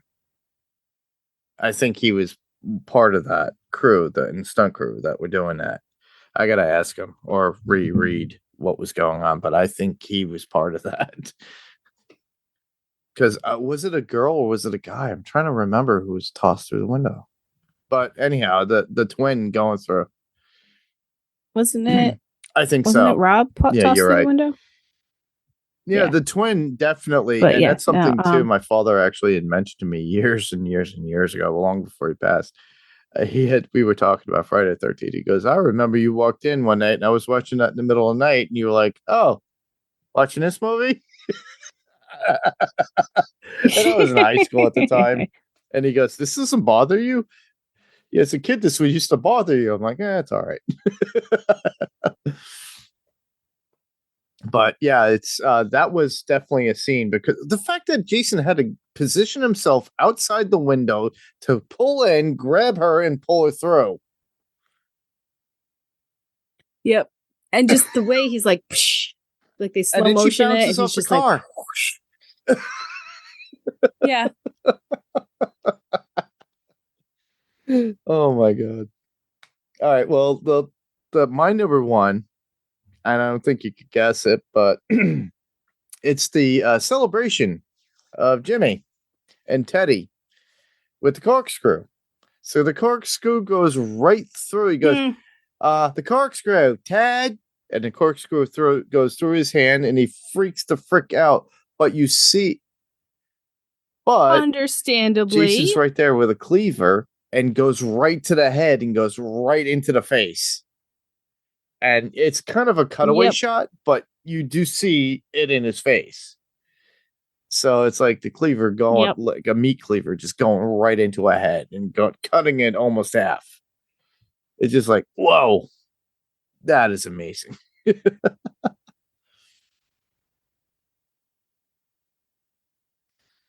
All right. So that's our top 3. And this is where we're going to go into the interesting and unknown facts about the movie. So, Jamie, do you want to start us off? All right. Sure. Did Paramount really decide to end the franchise because they found the films embarrassing? Rumors used to suggest that by 1983, Paramount had become embarrassed by their association with Friday the 13th, thus preferring to end things for good with Part 4. However, despite how hard Siskel and Ebert tried at the time to will this into reality, it's mostly untrue. Paramount was aware the slasher fad had been played played out due to overexposure, which is why it seemed like a good idea to bring the Friday the 13th to an end. However, it wasn't even their idea. It came from Frank Mancuso Jr. Mancuso had started out as a production assistant on Part 2 and had quickly risen to the rank of producer for Part 3. In that short time, he had grown to resent the franchise because in Hollywood, once you've become known as the guy who does a certain kind of thing, that's all they ever see you as. And nobody seemed to have any respect for the guy who made the Jason movies, regardless of how much money they made. Desperate to produce different types of movies, he decided Jason needed to be as far back in his rearview mirror as possible. Thus, the final chapter. Phil Scudery, the East Coast-based money and idea guy behind all of the films, backed his play, as did Paramount, mostly because it was a good marketing angle. Yeah, but they always realized that they could bring it back anyway, which they did. Right. Next up, Joseph Zito was supposed to write and direct, but instead hired a screenwriter of his own. He paid out of his own salary. So Joe Zito had previously directed The Prowler in 1981. Effects also done by Tom Savini, everybody. But they wanted him to both direct and write Friday the 13th Part 4. He said, but I'm not a writer. To which they said, here's a contract paying you double to write and direct. And then he responded, yeah, I'm totally a writer. Or I assume it went. Zito used the extra salary to hire Barney Cohen to somewhat secretly write the script. The process entailed Zito taking nightly 1-hour phone calls with Phil Scudery to discuss the script and story for the final chapter. The next day, Zito would meet Cohen in an apartment in New York to relay what notes and ideas Scudery had offered, which they would then turn into new script pages to be sent later that day to Scudery in Boston. Wow. To be discussed again over the phone that night. From the process, Barney Cohen emerged as the sole recipient of a writing credit for the final chapter, but Zito describes the trouble they all eventually got into with the Writers Guild of America as a giant disaster. So basically a lot of ploy and playing, and then they realize it's like, oh, they can't screw with the Writers Guild of America.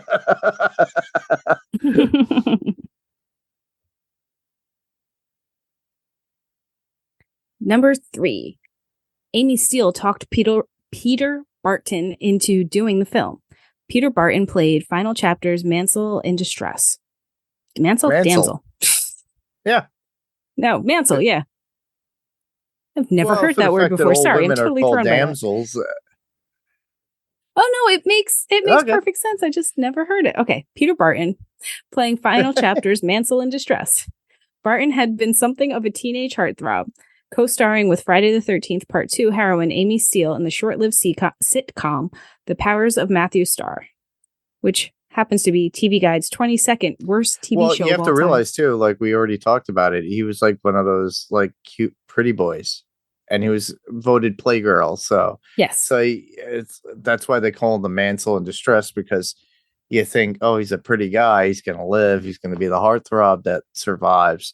So I thought that was interesting. Yeah. Steele and Barton and The Powers of Matthew Starr.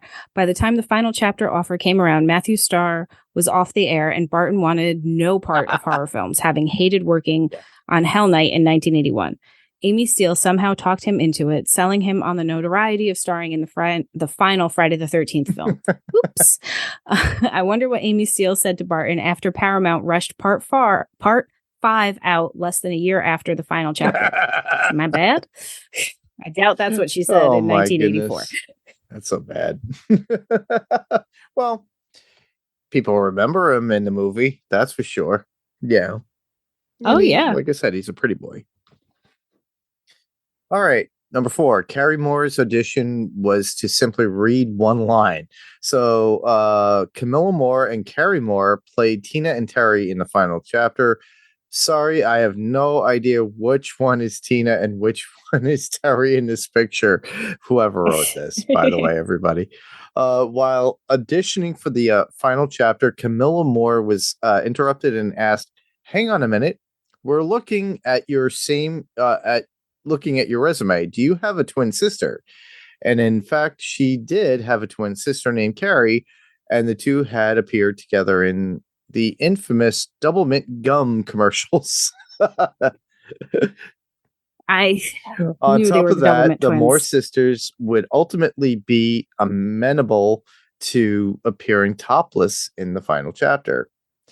A rough approximation of the average horny teenage boy's reaction to the Moore twins in the final chapter. They were so swayed by the idea of twins Carrie's audition was to read one line. That line, I don't know. According to the person that wrote this, by the way, everybody. Not me. I mean, if you pay close attention, you will realize that the timeline makes no sense. No. Kimberly Beck and Corey Feldman pick up a hitchhiker with a continuity-shattering backstory in the final chapter. It's cool how early Friday the 13th films happen continuously, one leading directly into another, thus forming one big movie stretched across parts 2, 3, and 4. However, don't stop too long to ponder the timeline, if the timeline actually makes sense, because it doesn't. The final chapters, Rob Deere, Eric Anderson, is out to avenge the death of his sister Sandra, Marta Kober, one of Jason's Part 2 victims. She's one half of the infamous double impalement death scene.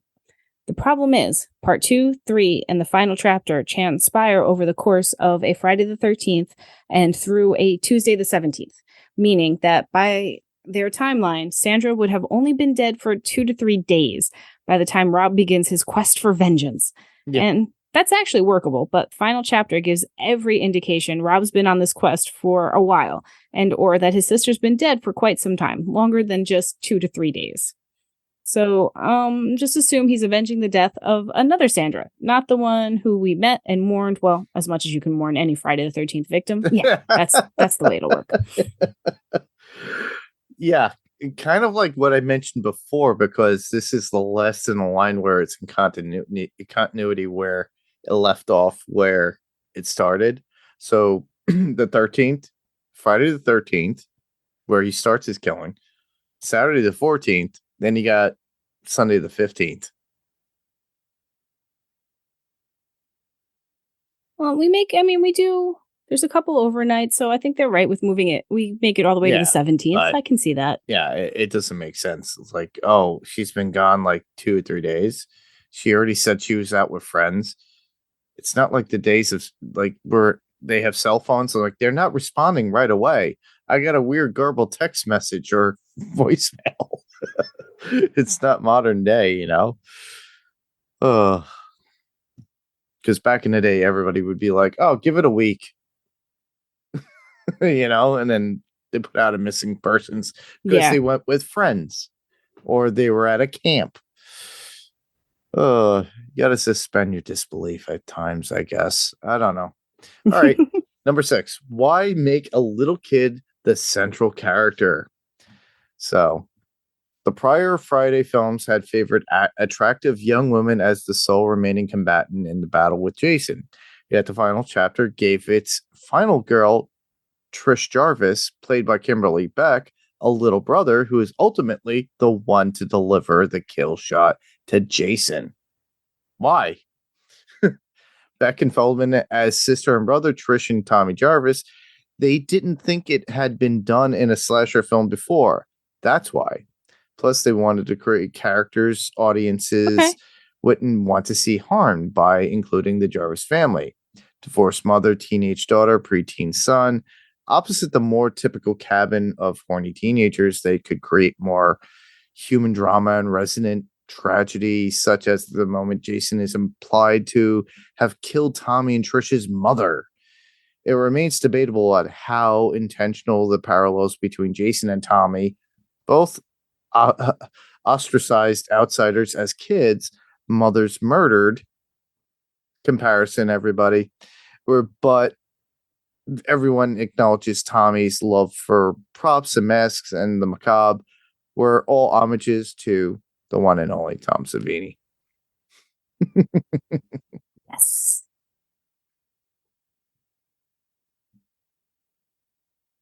Oh, Outside of breastfeeding as a baby, final chapter was the first time that Corey Feldman saw female breasts.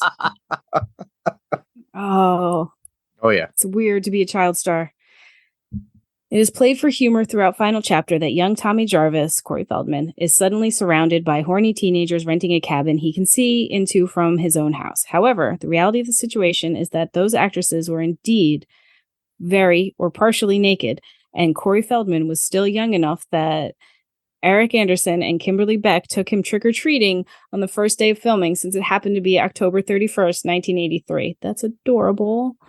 So the production shielded 12-year-old Feldman from most of the bad stuff using tricky editing when necessary. What they could not control, however, was the power of a low-cut crop top sans bra underneath. According to Feldman, in the scene in which Jodie Aronson's character bends over to greet Tommy's dog, unbeknownst to anyone but Feldman, he could see down her low-cut top. And in that moment, Corey Feldman became a man. Oh my God. He was a perv. He was a boy. Okay. Yes. Yeah. He's 12. What they say, 12? It's at that point. Yeah, I'm not gonna fault him for that one. All right. Number 8. Crispin Glover was exactly as weird as you'd expect. Not surprised here as well. Not surprised here. You only know Crispin Glover for his adorable turn as George McFly in Back to the Future. Get hip to his legendary, sometimes lovable quirkiness below. In the final chapter, he committed one of the most memorably weird dances in film history. Okay, this is where we get the information, Jamie. That was a 100% Glover, either improvised on the spot or based on skills he used to dance at clubs at the time, depending on who you ask. On set, he was dancing to AC/DC's Back in Black. She worked. Hey, my brain works. But they dubbed Lion's Love is a Lie over that in the finished film. Glover's bewildered dance partner summed up her reaction. Okay, this is where we get the real nitty gritty. I am supposed to be this shy, demure kind of like wallflower, and he's dancing so crazily, and I was watching him alarmed. I think I pretty much acted exactly how I was feeling, which was like, what the flip is going on here? There are plenty of the other Crispin was so crazy stories from the set, such as the time he forced a shutdown in filming until his toy yellow submarine could be retrieved from the lake, or when he declined a request to rehearse by observing, I'm in a rain mood. Not going to rehearse now. Shine on, you rain mood having crazy diamond. Shine on. Basically, he's a strange dude. But he makes memorable appearances in a lot of films, everybody. Yep. And, he acted the movie well. He's just strange, and it's okay to be strange. Mm-hmm. All right. Number 9. Corey Feldman was legitimately terrified during the window shot. Corey Feldman quite possibly crapping his pants. As per series tradition, Jason was played by yet another stuntman in the final chapter. This time, Ted White, a seasoned veteran of 40 years who had doubled for John Wayne and Clark Gable and did not like Corey Feldman, calling him the meanest goddamn little kid he'd ever dealt with. When it came time to film the famous scene near the end when Jason reaches through the broken window, more broken glass, to pull Tommy out of a house, White got to act out his frustration. They had worked out the timing of when White would grab Feldman beforehand, but during filming, White waited a couple of beats to the point that Feldman assumed the stunt had gone wrong. So just as he let his guard down, White grabbed him exactly as you see in the film, meaning Feldman's screams of horror were completely Which is authentic. true, everybody. They actually have this on the documentary, and you can watch it, and it's hilarious as hell for the fact that you get an interview with Ted White and saying that, and he's like blatant saying, because I purposely did that. We counted down to a certain point, and the kid was waiting for this beat, and he goes, I just came in and scared the crap out of him. He did not like Corey Feldman. All right. Number 10. Lawrence Monason foolishly thought it was a good idea to get high in real life when his character was supposed to be high on screen. Oh my goodness, this is what actors should not do. Because Right? if you ever watch Grandma's Boy, the guy who's the weed dealer actually smoked up and he couldn't get through the scene so many times. And I'm sure Lawrence Monason couldn't do it. So High Times with Lawrence Monason. It's a simple formula. These Friday the 13th films, you have sex, you die, you do drugs, you die. What happens, though, if one of the actors pretending to take drugs actually takes real drugs to get in character? Nothing good, or at least that's what Lawrence Monason discovered when he decided to actually smoke pot when his character Ted is supposed to be smoking pot prior to his death. Instead of helping him to get into character, the pot mostly rendered Monason incapable of concentrating on his scene as he became paranoid and freaked out on set.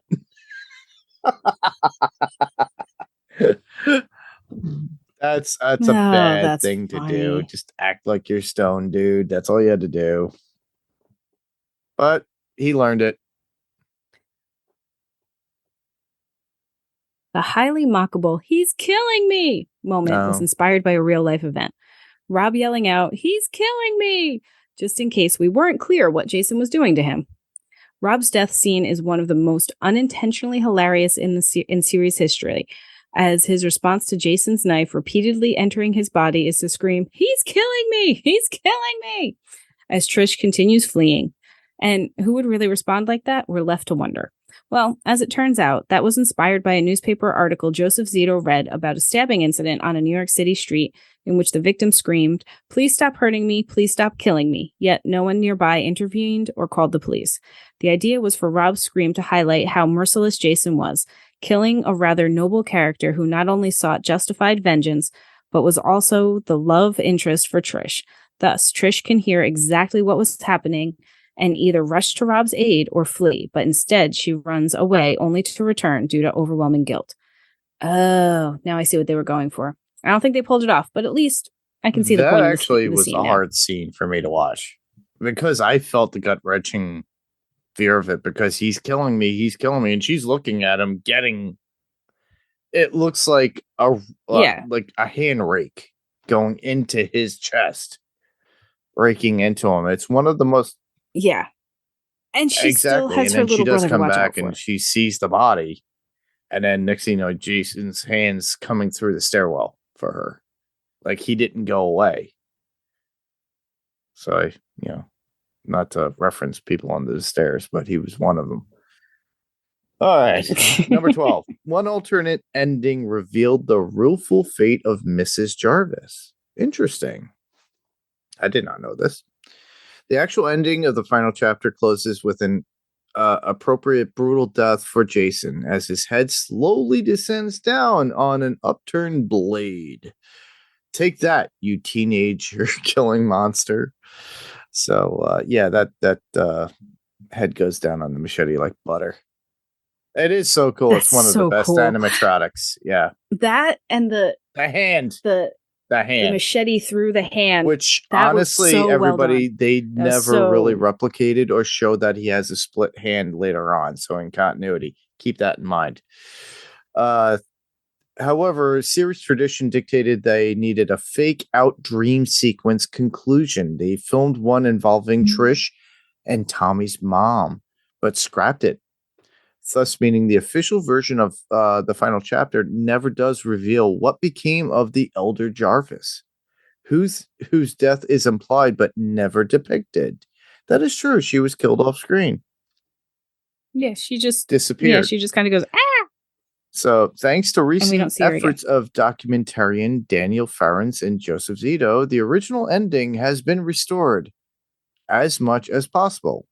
Here it is with the director and actors providing commentary since not all the original audio could be recovered.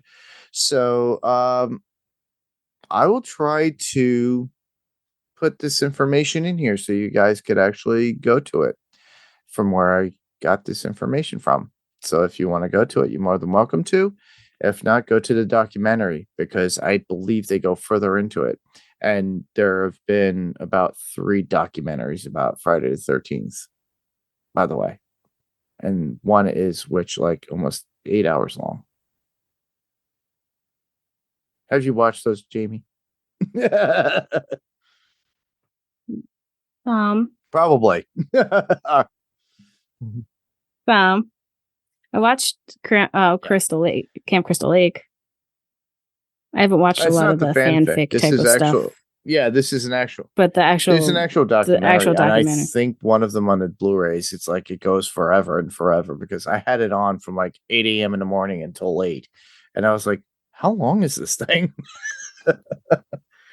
That's why I don't get rid of my Blu-rays, everybody. Right. Physical media is important, so keep it. And the last one? They only had 6 weeks to complete post-production. Final chapter wrapped production in January 1984, 6 weeks over schedule, but still with plenty of time to prepare for its announced October release. Then Paramount Studio head Frank Mancuso Sr. had the grand idea to push up the release date to Friday the 13th in April, leaving them a mere 6 weeks to complete the post-production. Not cool. In one of the only times Paramount ever assisted with the actual production of a Friday the 13th film, they rented a house in Malibu for Joseph Zito, his team of editors and their assistants, and Frank Mancuso Jr. to live in and conduct 24/7 editing sessions. Their food was even brought to them by Paramount. They just barely made the release date, but the end result is plenty of footage was hastily cut out only to later end up reinserted for TV showings. I mean, they kept editing after they hit the deadline and made it what they wanted it to be. I can appreciate that. They kept pushing. The envelope is what it is. Yeah, like I said, everybody, listeners, it's like a lot of this stuff is documented. I highly recommend that you go online. YouTube is your friend, and you will find multiple documentaries out there for Friday the 13th. One is actually introduced, and I believe it is Crystal Lake Diaries. Is it you were calling about it? Is that one? Memories. Okay, Crystal Lake Memories is the one that I know. It's introduced by Tom Savini in the very beginning. He does the introduction, and then it goes into a segue of like interviews with all the actors that are involved. And then there's a couple of others too over the years. They have done Screamhouse ones. They've done if you go to Sean Clark's Hollow's Hallowed Grounds, he actually was involved with a lot of the documentaries. So check that out and just check out Horror's Hallowed Grounds on YouTube, and Sean will guide you in the right way and if you search for Friday the 13th on that. So I highly recommend that. But there's a lot out there. And if you can get the box set that's out there, there was one about 7 years ago, I think, Jayme. They keep releasing and re-releasing different ones. I got it, and then about 6 years before that, they put out a tin which had Crystal Lake Memories in it, and then had all the Paramount movies in it. And I think it went up to had all the Paramount movies, and it went up all the way up to possibly Jason vs. Freddy, and that's it. But they had that one documentary in there, so you have multiple to work with, and there's so much to be found on YouTube, and you'll find a lot more. So highly recommend it. I'll put whatever I can in the show notes. So just click on those. I'll be trying to add a lot of the actors on their Instagram to see if they'll respond. Because if they could actually follow up and contact us, it'd be great. But other than that, we're going to move right along into favorite quotes. Do you have anything, Jayme, as far as quotes? I do have favorite quotes.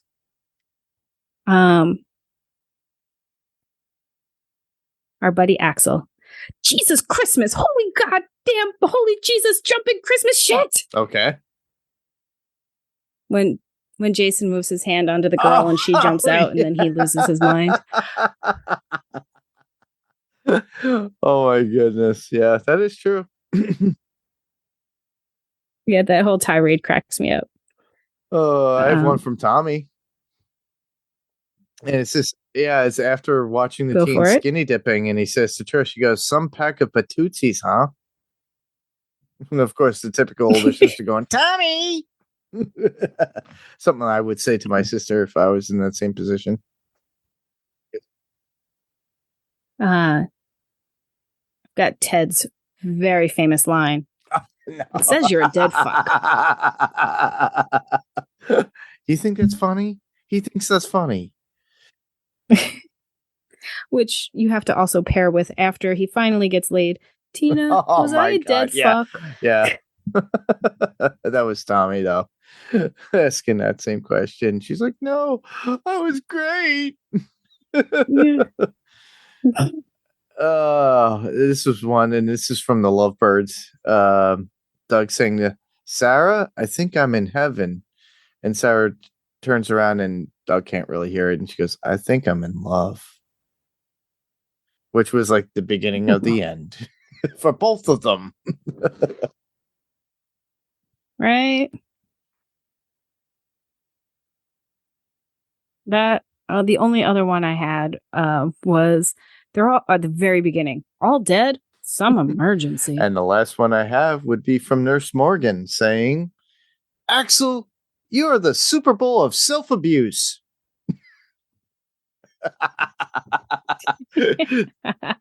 That's a good one-liner. Yeah, that's a good one from her.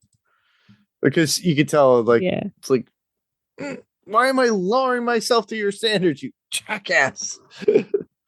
Because she wanted to get some. Right. But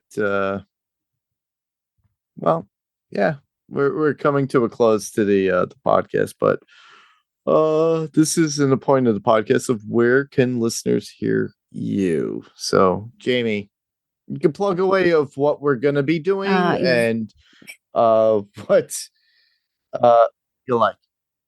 We just wrapped Invincible season 2. So if you liked Invincible, go back and listen to us babble about Invincible, because it's a great show. If you haven't watched it, you should watch it. It's really good. And then we are going to be covering the Dead Boy Detectives. I'm glad that you got to say that because I forgot. Which is in the Sandman universe. So that's going to be on we Podcastica. Will be back with Sandman Cast, and that will be what we're covering on that on Podcastica.com. So, you could hear Jayme on Sandman Cast, and she was on Panels to Pixels when we covered Invincible season 1, season 2. And she's been on here several times, as you lovely listeners have also just heard recently. Frank Gonzalez and I. No, it's not Frank Gonzalez. All right, I'll just say Frank. I keep getting his last name wrong. Damn it! He's gonna yell at me. All right, Frank and I just covered Escape from LA. So you could hear that here on Adrenaline Cinema Podcast. But Jayme has been on another John Carpenter property when we covered Escape from New York. Not Escape from Big Trouble in Little China. And they live. And then yep. I feel like we did one more. What, a John Carpenter? The Prince of Darkness? I thought we did one more. Okay, so we did wrap up a lot of John Carpenter stuff. But we are going to continue over the course of probably years. Who knows? This Friday the 13th chapter of like what we do on Adrenaline Cinema Podcast. So look forward to, and if you want to hear more of us, just let us know. We want to finalize the series, cover each remaining movie that we haven't covered yet. We already did Jason X, which is completely out of order, but you could hear the other stuff on Pirate Core Entertainment watched it in the 80s when they did the original Friday the 13th, Friday the 13th Part 2, and Friday the 13th Part 3. So we'll move on to Friday the 13th Part 5, which not many people like. But we will talk about it nonetheless. But we will move on to that at a later venture. You could also hear me on Past the Pixels podcast. As Jayme had stated, we finished up Invincible Season 2. We are glad to say that they are going to do Invincible Season 3.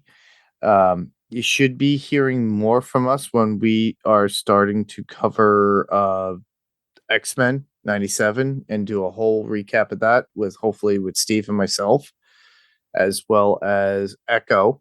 And we're going to do a full season recaps on those. And then we're going to move on to other things as they come out. Obviously, Deadpool Wolverine's coming out, so look for that. So we're looking forward to doing that when it does come out and doing an overall review. So other than that, and you can hear me right here on Adrenaline Cinema Podcast. Look forward to coverage of Demolition Man. And I'll be picking out somebody hopefully in the near future to cover that particular movie too as well. Because I want to get back to a little bit more of the action adventure stuff, just like we did with Escape from LA. So I'm trying to get back into that fold of things and then pull more people into the other stuff, like maybe Ocean's 12, Ocean's 13. We'll get there. So it's just a matter of scheduling, getting people on par. With that, we mentioned Podcastica. So if you could do us a huge favor, go to podcastica.com, check out all the content there that we do enjoy. Wilhelm and Podcastica are doing a joint podcast about Fallout that just came out. We're covering right now. We're recording on the 15th of April. So it came out this past Thursday. So it's Monday the 15th. But the whole series had dropped. If you have an interest in Fallout, which was a video game, and you want to hear people's take on the TV series that just came out, they're going to do a whole series coverage, like the season. Watch the show. But that's good. It's nice when something drops sometimes and you get a whole review in one. So if you binge it, you got somewhere to go right away. It might be a spoiler review, unfortunately. So if you don't mind spoilers, honestly, go to it, listen to it. And if you haven't even played the video game, listen to it to figure it out, because they're going to do a side-by-side comparison and you won't know, and you don't have to worry about it. You just watch the episodes as they go. What I could tell you, I've watched the whole season.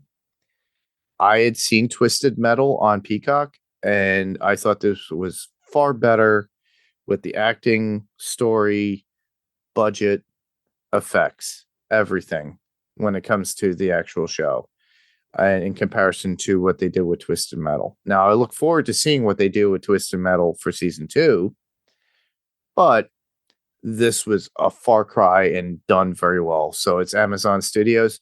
So you got a good studio right there at hand, because we got Good Omens, which we've covered here as well. Well, not here on this particular podcast, but on Panels to Pixels podcast.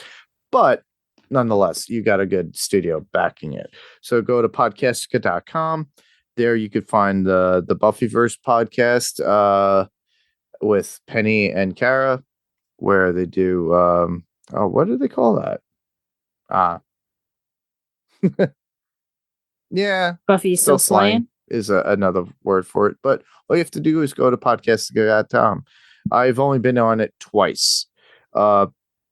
You could check out, the cast of us, and they're going to continue on with their Walking Dead rewatch. They already finished The Ones Who Live. So it was so good. Ones Who Live was and they covered that as it was coming out. So check that out. Or you can listen to the back catalog of everything Walking Dead related. You could go and check out Daphne and Paige on Run for Your Lives. There's a whole bunch of them.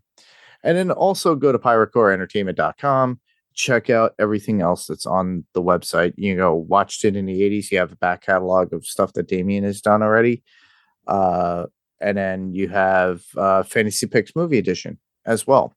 So Rob will be coming back eventually. He's kind of in the middle of a move. So he's trying to find people to help out. But right now he's moving. And then as soon as he gets everything and he settles in, he'll be back to square one. And I think he is probably reorging everything and what he wants to do with that particular podcast. So there might be a few other sub genres and shows underneath the Fantasy Picks Movie Edition moniker. So all you have to do is go to PyrocoreEntertainment.com for that particular. For this particular podcast, if you want to leave any feedback, all you have to do is go to our Facebook group, which would be facebook.com/AdrenalineCinemaPodcast. There, when I do have the time, and I have put this on, I think I put this out months and months and months ago, so you guys didn't really put any feedback in there on that. But I usually put an image saying what we're going to cover. All you have to do is comment on the image below, or even if it's fairly recent and you haven't really gotten a chance to get back to it, all you have to do is throw in a comment and saying what you're commenting about, and then we'll talk about it on the next podcast. All you have to do is go to facebook.com/AdrenalineCinemaPodcast. And then if you want, you go to our Instagram, same thing, because I'll probably post this and it'll show up as post, and you can leave a comment below and I'll read it on the next podcast when we actually do record. If you feel like you don't want to type out anything, literally all you have to do is record your voice and send it through an email, or just do a regular texted email. And all you have to do is send that to is AdrenalineCinemaPodcast@gmail.com. All you have to do is just send it as an attachment and I'll play it and you can be part of the podcast. And the best thing you do to help us and move forward, tell a friend, let them know exactly what you listen to and what you like about us. Maybe they have an idea of a movie that you want us to cover, or they want us to cover, and we'll cover it. Just let us know. All you have to do is word of mouth is pretty much the best way of getting us known. And also, if since you're listening to this on a particular podcast player of choice, all you have to do is put in a review and give us like a 5-star review, which gets us really well known. And you can tell us what you like or you don't like. Apple Podcasts or Spotify, they all host any types of reviews. All you have to do is just type it out and let us know by name, and that actually gets us noticed more if you do type something out, and we do appreciate it if you can. We can be found on over 30 different versions of podcast player's choice. So I know I sound a little bit tongue tired, but I am tired. But anyhow, me too. Either way, just go to pyrocore.com, do all those things. Everything will be in the show notes. If you click on them, they'll be amazing. But that was our podcast. And I think we covered Friday the 13th enough, because we're going over the hours it takes to actually watch that movie. But we had a good time talking about it and what we liked about it. But very much. If you have anything to say about it, just let us know, as always. So with that, I am Mark. And I'm Jayme. And this was Adrenaline Cinema Podcast. And we will talk to you guys later. Bye.